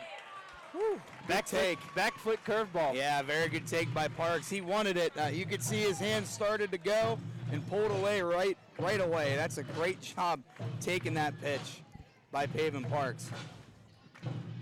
Hey, so the hands move, but his hips. Yeah, once he realized how low that was, he knew he didn't want to initiate the swing. 2-1 count.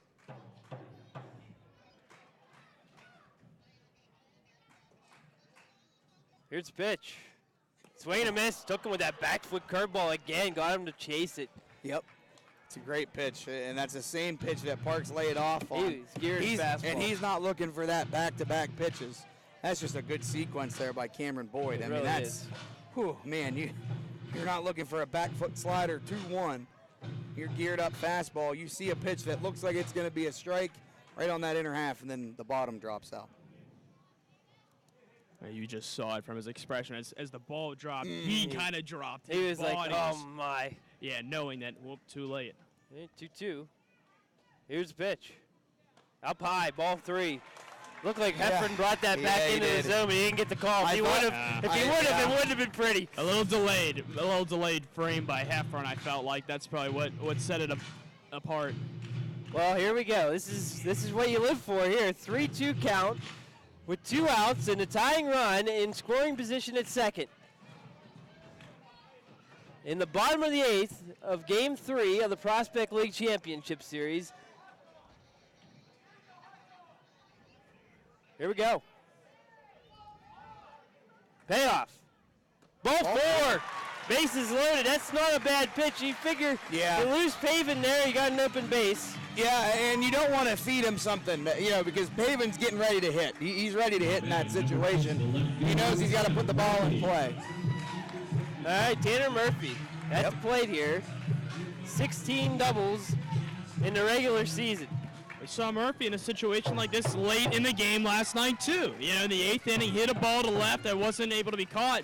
It was an error, but it brought all 3 runners in. Does that here. They're going to have the lead. Here we go. First pitch. Murphy takes a called strike. Yeah, right down the middle. And I don't know if that's what Murphy was looking for there. I think, I don't know. That's a tough pitch to lay off of, though. First pitch down the middle. Boyd's got the sign he likes. And the 0-1. Murphy swings through it.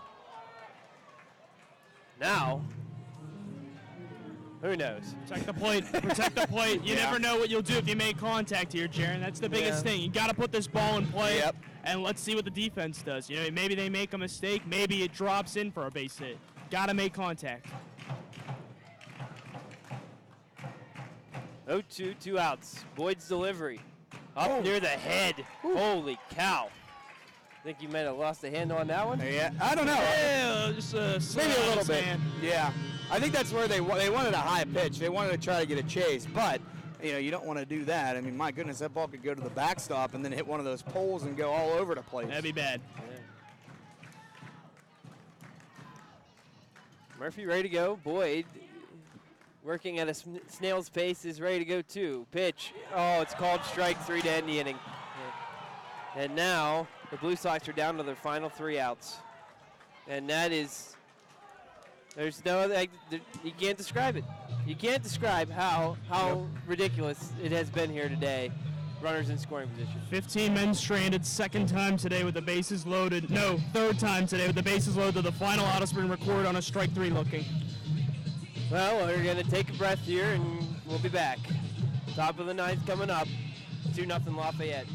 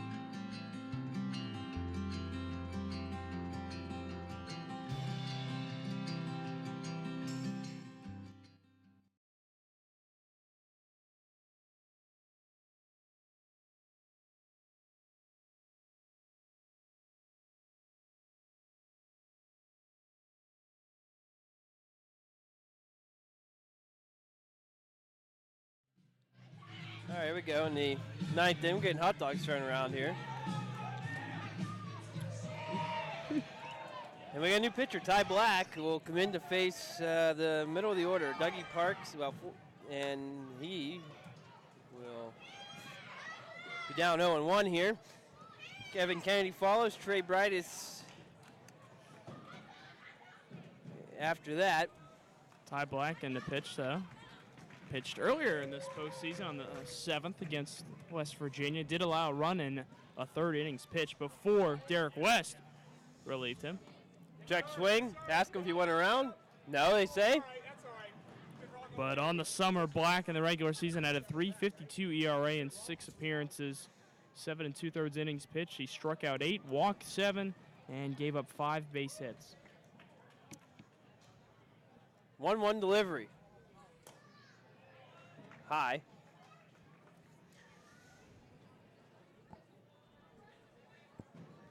And right now, if you're Ty Black, you just got to try to, keep this game where it is. Keep it at 2-0. We've been here all day long, really. And the Blue Sox have set the table offensively, just can't cash in. Since the 2nd inning. Line drive to right field. Switalski going back, it's way over his head, all the way to the wall. And that will be a double for Dougie Parks here to lead off the 9th. And now they can feel it. Yeah, but you've been leading for 8 innings, though. It's hard not to kind of feel that way. Yeah, but then you get that big leadoff double there, that just gives that whole dugout an extra jump. 25, the first baseman, Evan Kennedy.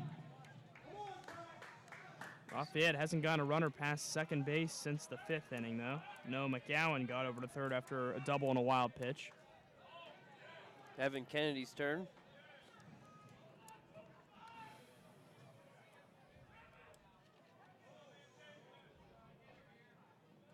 Check of second. Here's the pitch. It's in there for a strike.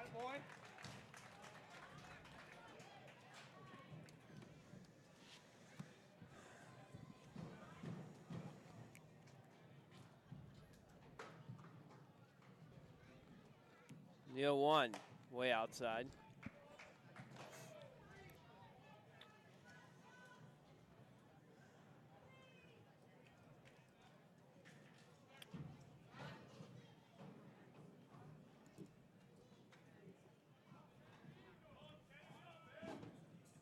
Here's the 1-1. That's right there. Come on. Oh, my.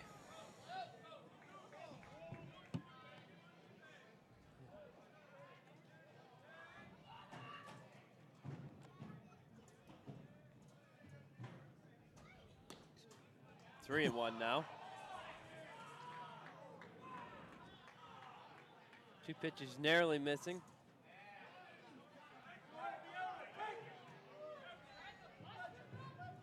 This umpire's heated too.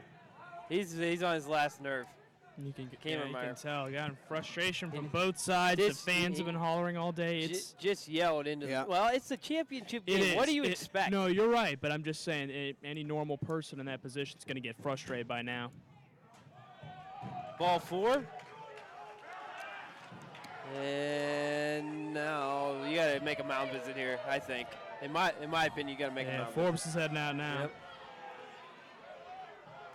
Luke Kamermeyer, public enemy number 1. But he didn't leave 15 guys on base today. No. Black's already matched Derek West's He's done. total for runners left. Black giving a long look. Wow. He just got tossed out of his final ball game. The college senior. Congratulations. He just exited the game, buddy. Good Lord. Now Wyatt Doherty's coming in. I tell you what, you got to keep your cool here. You got to get outs. 2 men on, nobody out. It's a tough spot. Yeah, I mean, hey, you're Doherty here. You've got to come in. You've got to have no reaction to this strike zone. You know, whatever it's called, no reaction. Because, like we said, everyone's tired. It's been a frustrating day for one side. Lafayette would have liked to have had a couple more chances. They feel they probably were stripped of because of the strike zone. So, you know, it goes both ways. But, yeah, Doherty to come in. We mentioned he's the go-to guy in these situations. Last Monday, he closed out, got the final 2 outs of the win over West Virginia to send Butler into this Prospect League Championship Series with 2 strikeouts in that frame. But 2-1 in the regular season, 2.07 ERA in 11 appearances. Did have 3 saves. In 17 1/3 innings pitched, struck out 22 batters, walked only 6, and allowed 15 base hits. As we've said all summer, guys, you know, this is the guy. This is the stopper in the bullpen, and as great a job as it has done the bullpen that is so far today, this is the guy you really need at the end of it. Yeah, you definitely need to keep this game where it's at, and it's not going to be easy with 2 guys on, obviously. But Doherty is the guy that you just mentioned it, Joel, that he's the guy, and he needs to keep this game where it's at because, believe it or not, as down as this game has been for the Blue Sox, they're literally 2 runs out. It's one swing of the bat away, really. If you get a guy on base, it's 1 swing of the bat. That's all that's keeping Lafayette ahead right now. Yeah. No, you're right. Last time he faced Lafayette, he did blow a save. That was 2 Fridays ago now. In an inning pitch, allowed 2 runs. They were earned on 2 hits and walked the batter. The thing in that game was he was He had Lafayette down to their final out, and then I think it was a double to right center by Kennedy. Was actually what ended the save chance opportunity, and Lafayette went on to win 2-1.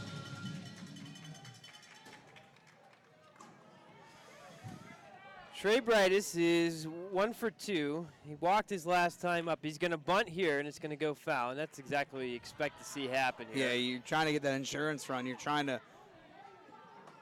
put yourself, up better. You put yourself in a better position. 4 runs is a heck of a lot different than 2. It's going to take a good inning to score 4 runs in an inning, whereas in just 2 you can get away with an error or a couple misplays, and you have 2 runs. Lafayette's only stranded 5 runners, too, in this game, but it's a matter of not getting a ton of guys on. Ooh, pulls the bunt back in time.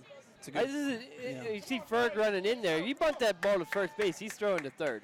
Yeah, they're trying to cut that run off at third Look at base. where Parks is right now. He's only even with the bag, where Ferguson is just now He's getting trying back. to bunt it up the first base line, which Yes. doesn't make sense to me. You want to bunt that to the third base line, make the third baseman come in and field it. That way, Definitely. you only have one play, and that's the first. And he tries to bunt again, foul ball, 1 and 2. And if you're Doherty here, no sense in messing around. You might as well go right at him. Let him do his job. Exactly. And if he messes it up, it's on him. You're going to take the out. You got to think he'll swing away here, but you're right. Though. Yeah. I don't know. Give it to him. Give him a I don't know, fastball though. right there. See what he wants. I don't know if maybe. I mean, It'd be odd. it wouldn't be crazy though. I mean, you see guys bunt with 2 strikes all the time. Good Didn't. curveball, but he didn't bite. If he does get the bunt down there, you're just walking McAllister after that, setting up a force at any base. That's true. Probably. Yeah. If they get that runner to third, that is. So maybe in that sense, if you're Doherty, you want to pitch him just to get an out here instead of having to deal with that. 2 fastball high, and now it's a full count.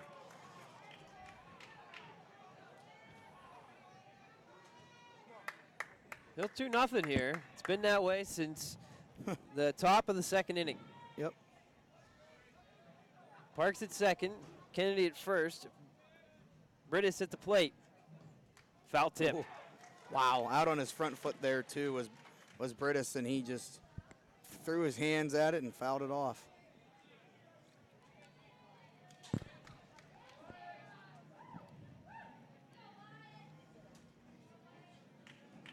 Doherty here, you don't want to walk him. Nope. I was gonna say you gotta get something to try and fool him or a soft contact. Well, he does walk him, and the bases are loaded. Now, you do have that force at any base, but with nobody out, that's not a great thing. No.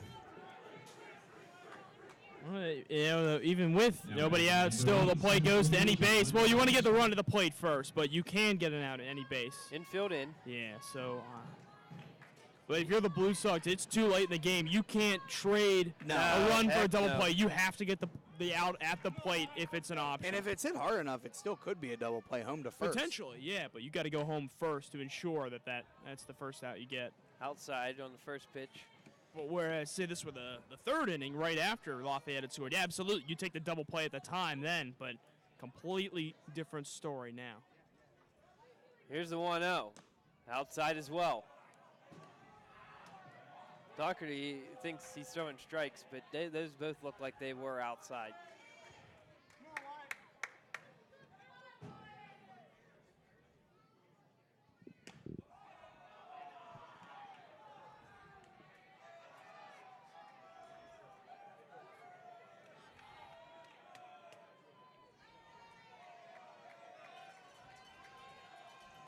Three-0 count. Ball 4. And the Aviators get a run in on a walk.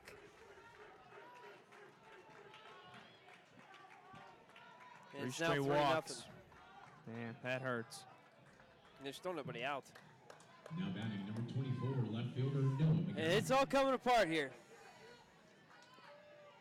What a shame. What a summer we've had here. But this is going to hurt for a long, long time.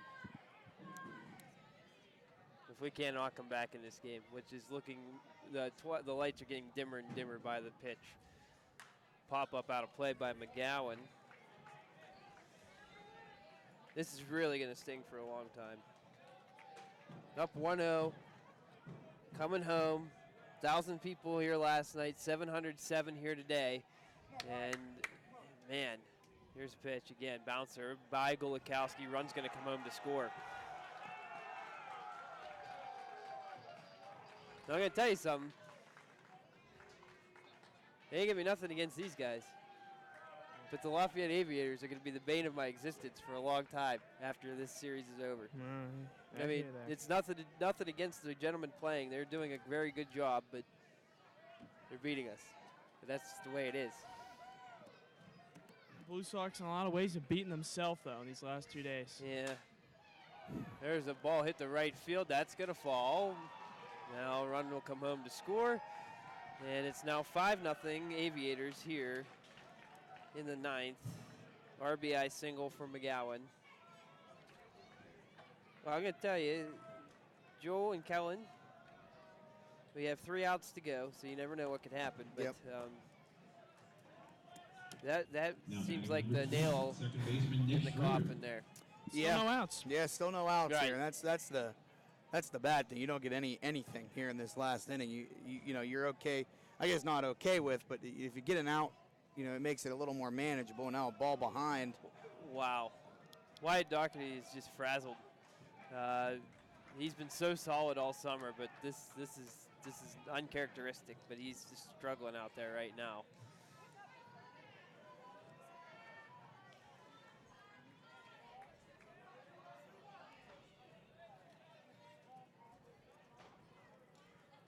Runners on second and third now. Pitch low. You got to get somebody else up, I would say. They do have somebody up. You see how low that was? He had to snare that one. That could have easily gone back, too. Man, now he's going to have a talk. Forbes is going out, too. And Wyatt might be done middle of the at-bat. Now he's telling him to calm down. But 2 wild pitches in this sequence. These last 2 batters alone.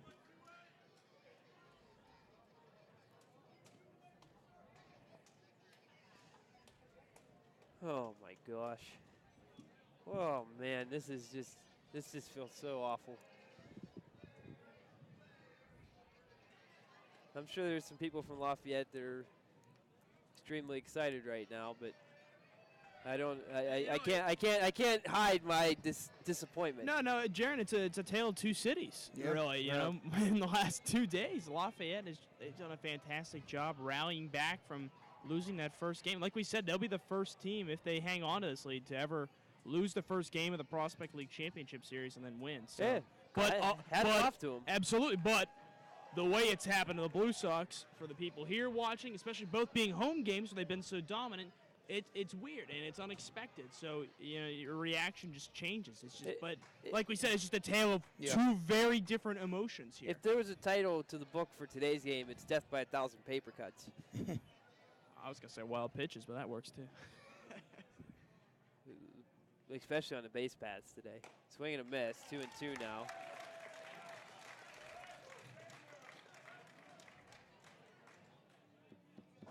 This 9th inning has gone awry. Ty Black's line does not record an out, and he will be on the books for 2 earned runs.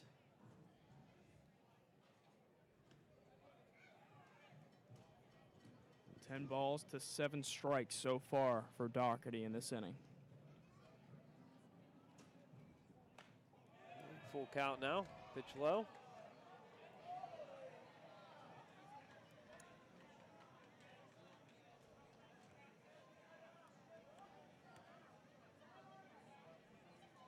Two best teams in the regular season, these two. Inside ball 4. And now I think you got to go get them. And they are. Now batting number 9. Still nobody out here, and they've had 6 guys reach in a row. Lafayette's been extremely loose these last couple days. You know, excited in the dugout. I'll tell you what, though, when we saw them in batting practice today, they looked really, really relaxed, which was almost a little surprising. It's just they seemed like it was almost, hey, what the heck, you know, why not us in a kind of case like that? You know, they weren't tight. But I didn't get a chance to see the Blue Sox, but you could just tell Lafayette just seemed real loose and ready to go, but it's really shown today. Well, Wyatt Doherty will be responsible for everybody on right now, so you can't close the book on him. He allowed 1 hit and 3 walks. Is that right? That's correct. Wow. Yeah, 3 walks, 1 base hit. And he faced 4 guys.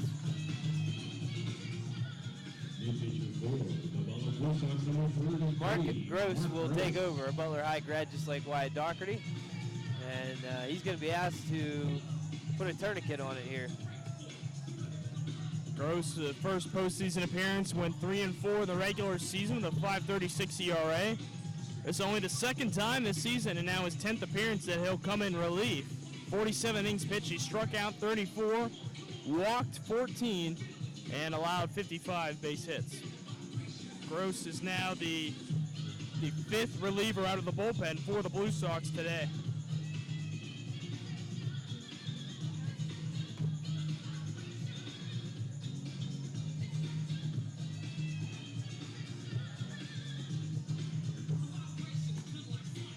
Yeah, if you're Mark Gross, I know it goes without saying, but you have to limit the damage, keep it where it is, 5-0, and then it's a tall order, especially because the Blue Sox haven't really gotten anything going lately at all.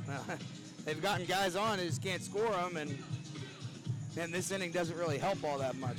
Once again, now batting number 9, shortstop. Line on Black is final too, though.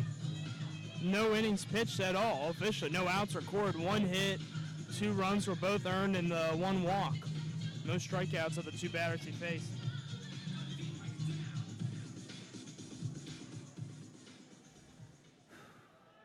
But yeah, like you said, Jaron, everyone out there is Doherty's property.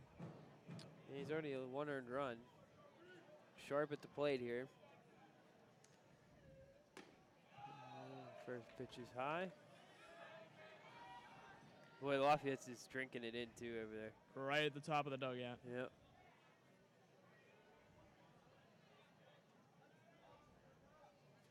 Two and 0.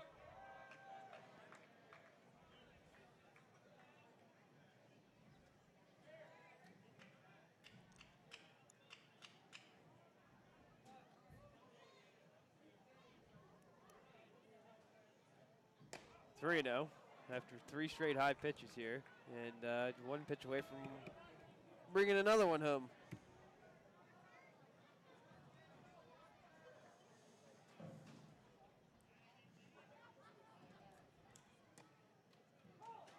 Hey, a called strike there.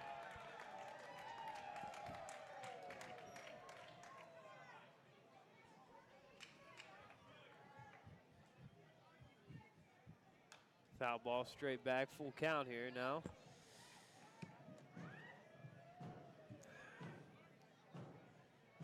Looking ahead for the Blue Sox, Skulikowski leads off the 9th. Gonzalez and Ferguson behind him. 4, 5, and 6 batters. They're going to need about 6 guys to reach in a row if we Yeah, they have are. a chance here, because here's a 3-2 ball force, now 6-0, and that's 1, 2, 3, 4, 5 walks this inning. That's right. That'll be the 8th batter coming up to the plate right now. Now batting First number 4 13, batters of the inning have all scored number because there's still no outs.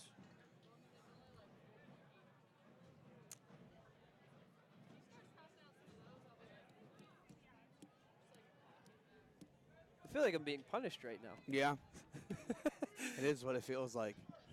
Not only are they adding on, but it's just agonizing to watch pitch after pitch miss. It was such a competitive game. It was so many. Until this inning. You know, even though the Blue Sox hadn't scored, even though they were so, dismal with runners in scoring position, they were getting opportunities. Yeah. Every inning it felt like there was something. But now it's just, this is tough to watch. Foul ball. This Yeah. is tough. to watch. Regardless of your rooting interest, that's just, does anyone enjoy watching this many walks? I'm going to guess the guys in blue. They do, probably yes, okay. I'll give it to that. I'll give you that one. But nonetheless, just got to get an out here. You'll take the double play at this point. Yeah. Forget about a play at the plate. They're still playing in, but Yeah, what's the difference between 6 and 7 at this point? Exactly. You're gonna need a bevy of runs next inning, no matter what the score is. exactly. Yeah, you're going to need a 10-run first inning, basically. 2-1 count to Heffron. Okay, there's a base hit. That'll score 2 here. Schrader's around, and McGowan's already in. And now it is 8-0, and they're one guy away from having all 9 reach here in the 9th. Unless we see a triple row. play here, you know, we're going to see a 10th hitter. Now batting number 7, Logan Beebe.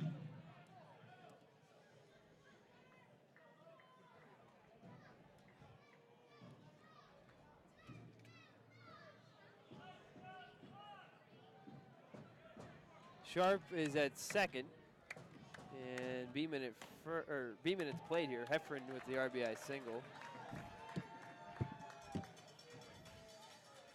Oh.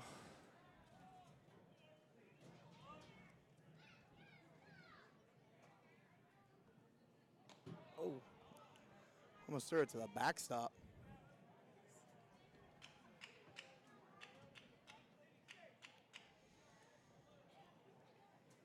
Man, this is hard to watch. This is hard to watch for many reasons. One, it's taking forever, and 2, Yes. yeah, we were 2 runs down, and there's another base hit. Will they send the runner? No, they're going to hold him. With 6 runs coming across here, and 9 guys in a row reach base for Lafayette here in the 9th. This is just Reminiscent of the Blue Sox when they scored they had their 10-run inning. unbelievable. I guess Nick Bucci is loosening back there. Somebody is. Yeah, I mean, there's a point where he's kind of getting Mark Gross out of the game too. Mhm. I mean, it's I not think his you're right. fault, but I mean, well, Well, let's- you know. yeah, it's not. He inherited couple he base hits here. inherited a mess, and he hasn't been able to clean it up. But eventually, it's just like you got to just for his Yeah. psyche. Line on Doherty complete though. No, again, no outs recorded, 1 hit, 4 runs all earned, 3 walks of the 4 batters that he reached. So all 4 come in to score. 2-0 count, and even now, you would hope that Luke Hamermeyer would give a little bit on the strike zone, but he's been a pain in our rear ends today, for many reasons. One is the guy at the plate here, Dougie Park, should have been tossed back in the what was that? The fourth inning for a called strike 3. Argued, was not thrown out. Later on in the game, Christian Webb, strike 3 at the bases loaded. Actually, it was an inning later. He gets tossed, and I just want to know what he said. That's like my I would if he He swore at talked him. longer than Webb did. If he, you know, that's what's I think so. Yeah, that's surprising. Parks. Yeah, he That's did. what I mean. Absolutely, Yeah. he did. I think that's what's so upsetting about why Webb got tossed. Was well, Parks talked about it as long, but he didn't get out. So I don't get it. That was a big turning point in this game. Oh, this might be an out. Ball out to center field. Mercange is underneath it, and he'll catch it. Coming in to score will be Sharp. Moving up with the other 2 runners. You got to be kidding me. I guess you got to play for everything you got here, but that's 9-0 on a sac fly by Dougie Parks to center field. 10 batters later, first out of the inning. Yeah, that's true. That's to the point now where you start doing that stuff, there's a good chance you might get ear hold. I mean, I was a little surprised to see both you runners move move up. them runners up like that, it's a good chance Evan Kennedy might take one in the shoulder. I was starting to think, you know, maybe moving the runner at third, that's fine. I think that's Yeah. fine, but first and second too. Oh. That's Boyd's going out and tossing in the bullpen, by the way. He's in the game, and he's going out to toss because it's been so long. and Heffern's going to score on a wild. That's a pass ball. I mean, it squeezed out of the mitt of Gulikowski. It doesn't matter. Another run. And it's 10-0. The inning from hell. I think Jay might have just collapsed in there. That's how Yeah. bad it's gone.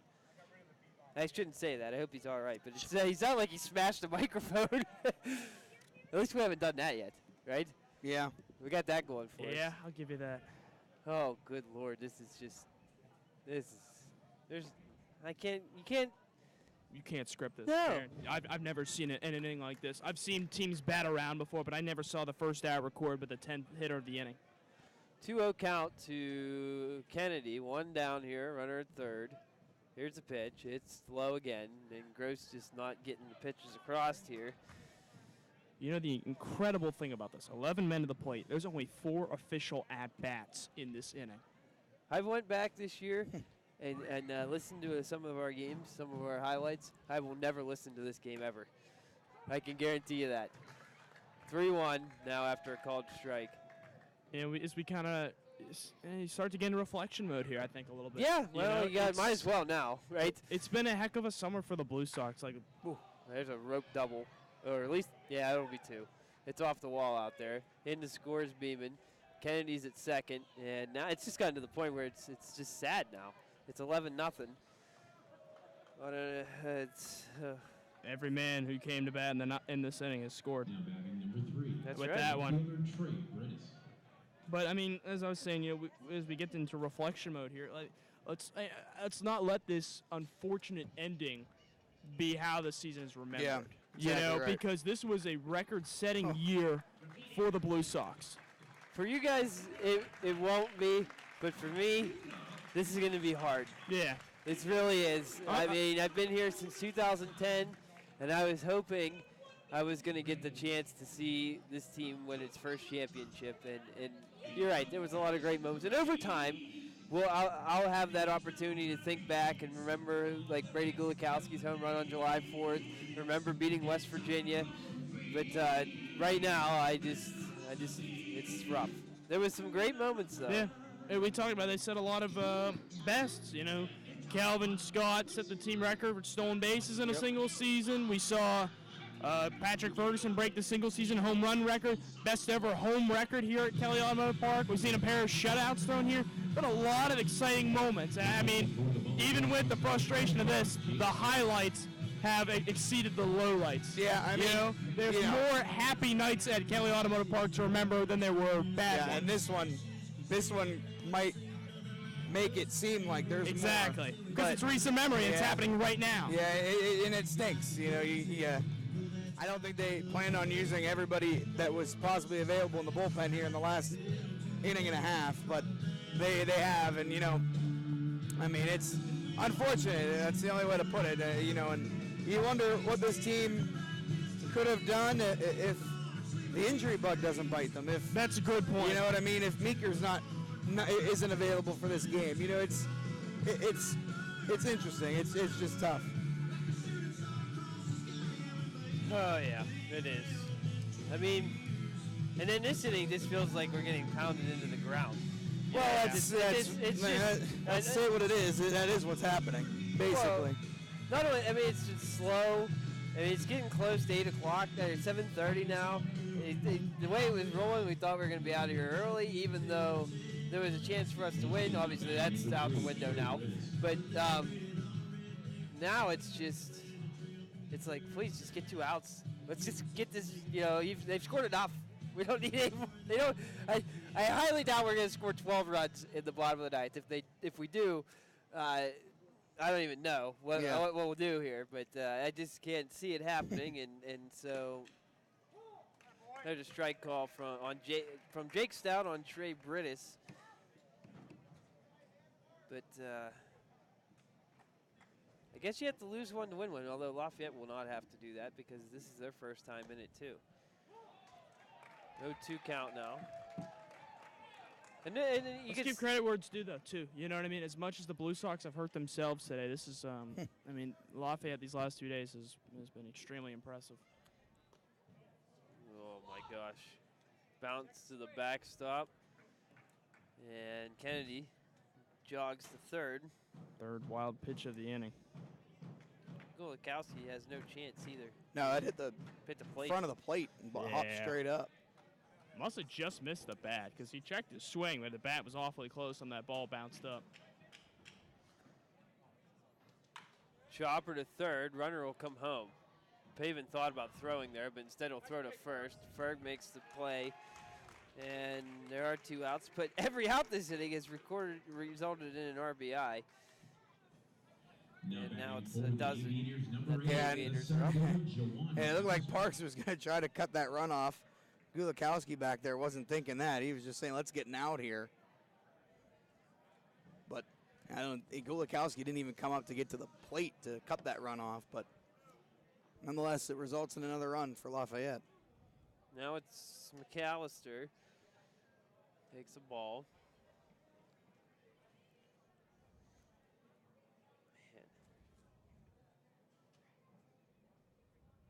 Man. 13th guy to hit this inning.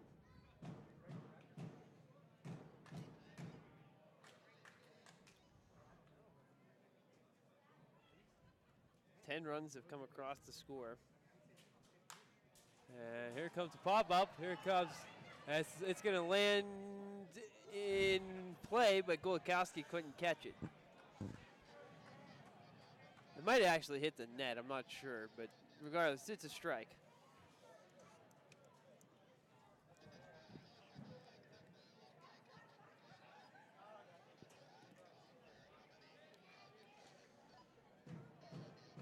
It's amazing how 48 hours can change your outlook on things. I mean, yesterday we were primed and prepared to celebrate, and now we're just going to have to go lick our wounds in the office.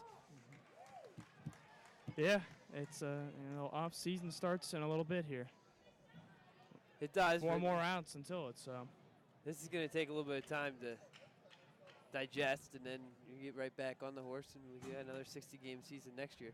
But these opportunities do not come along very often. Like I said before, this is only our first time in it, and next year will be our 10th year. But I got to give a call. Take steps forward, though. This season was a lot of steps forward. That ball's crushed to left, but it'll hang up for Tanner Murphy for the final out.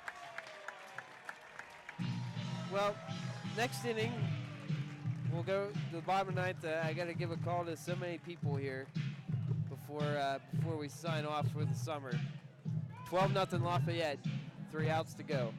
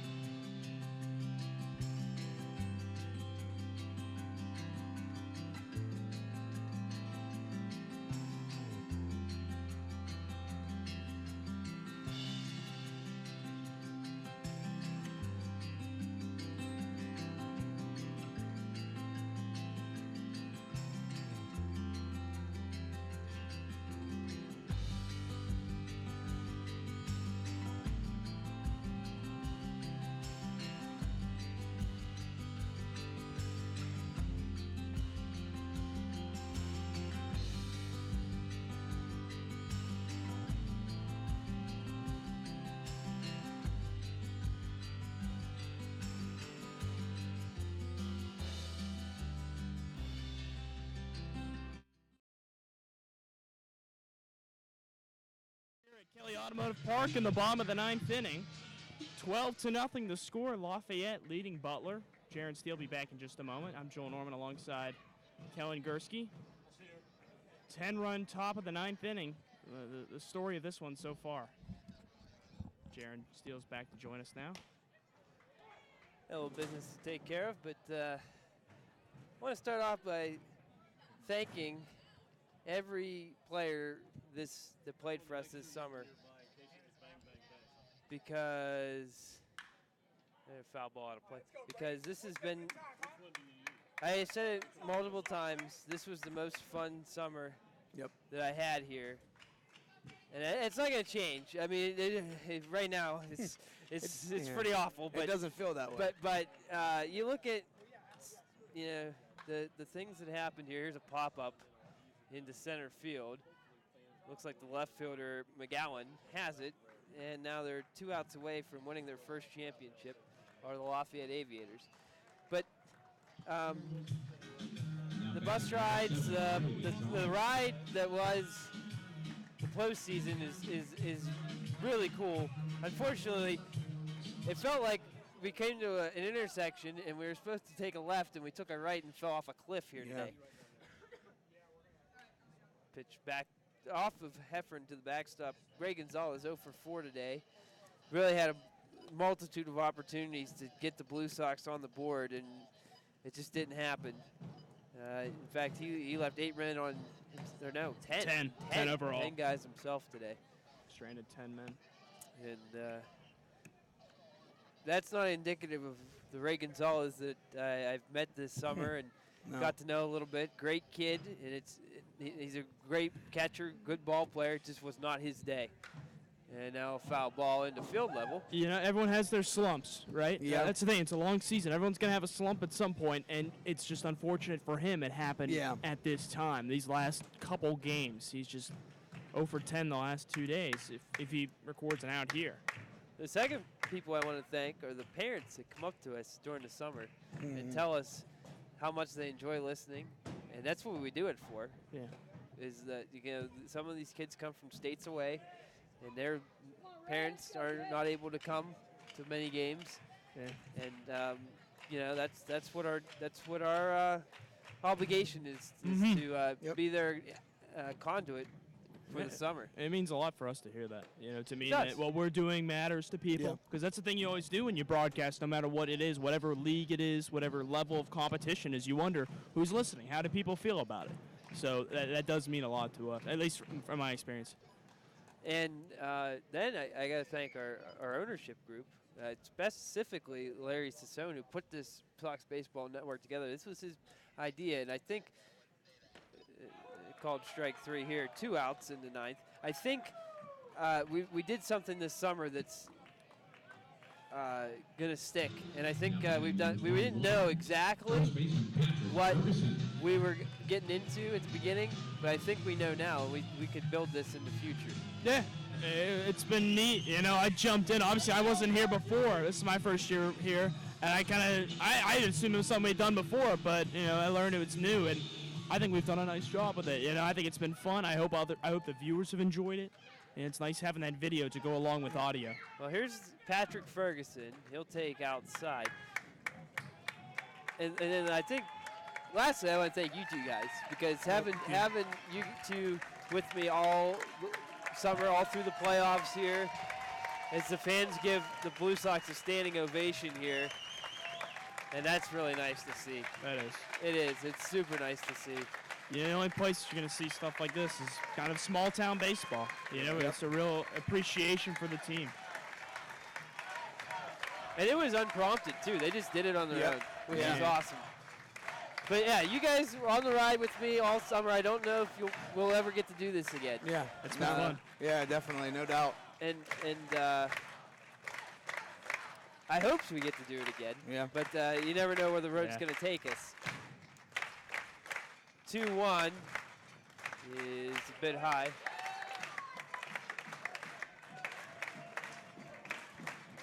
This is a great sight. Everybody here is standing and clapping for their hometown team. And, you know, this, Ferg takes ball 4, and he'll head down to first. But I think this summer, more than anything, we've made an even better connection with the community of Butler. Yeah, I think so, too. I mean, we had 700 people here on a Sunday afternoon for the championship. I don't know. 600 last Monday? Yeah. On Monday night. 1,000 on Saturday, over 1,000.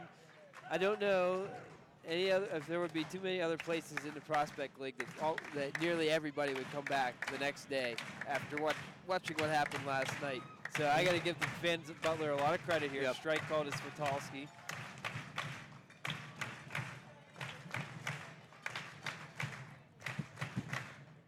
Oh.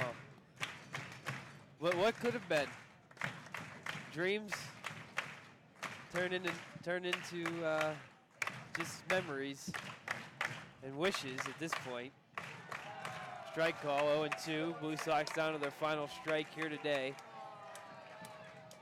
And Lafayette's ready. They got their hats on backwards. They're ready to dogpile here. there's really not much we can do to recap here, so it's probably going to be a short post game before we head back to the office. Curveball called, strike 3. That'll do it. Congratulations to the Lafayette Aviators, who have won the Prospect League Championship for the first time, and a dog pile out at the pitcher's mound. Well deserved, but boy, what started in a summer with Cody Harold being hired 2 weeks before the season, a Butler grad, a Butler native, a favorite son of the city of Butler. He takes these guys all the way to the brink of a championship, but unfortunately, the last 2 nights did not go our way, and we'll have to leave this summer finishing in second place.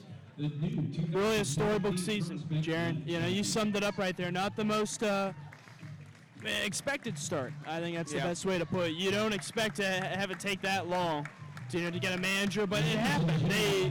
And it didn't start the best way. This is a 500 team going into July.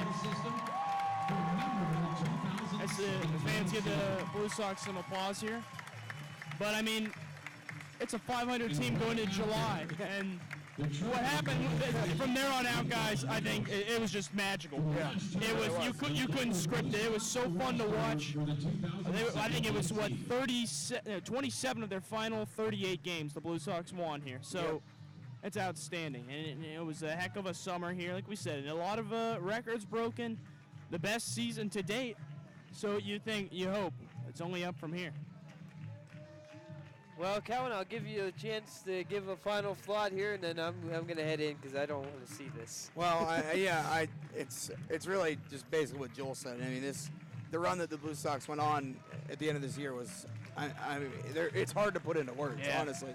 It was magical. It was fantastic. It was special. It really is what it was. And, I'm so proud to be a part of something like this, as we all are, Oh, yeah. I mean, this was a ton of fun, and, it stinks that it ended like this, of course. You never want to see it end like this, but, I mean, it has been a amazing and beautiful season. I mean, for the Blue Sox, but, you just got to thank everybody involved. Never in a million years did I think that I was going to be doing something like this. So, I mean, this was a ton of fun. Well, I'll leave you with the 2-word phrase. You Butler Blue Sox and yourselves for your support this entire year. I'm going to leave you the 2-word phrase. That's baseball. And That's 2 days, yeah. unfortunately, that's baseball. Hit us twice in a row. But everybody out there, thank you all summer. I appreciate it. We're gonna step off here so the presentation can go on. But we'll talk to you in 2018 when the Blue Sox are back here in Butler. Final score tonight, 12-0. Congratulations once again to Lafayette for winning the championship.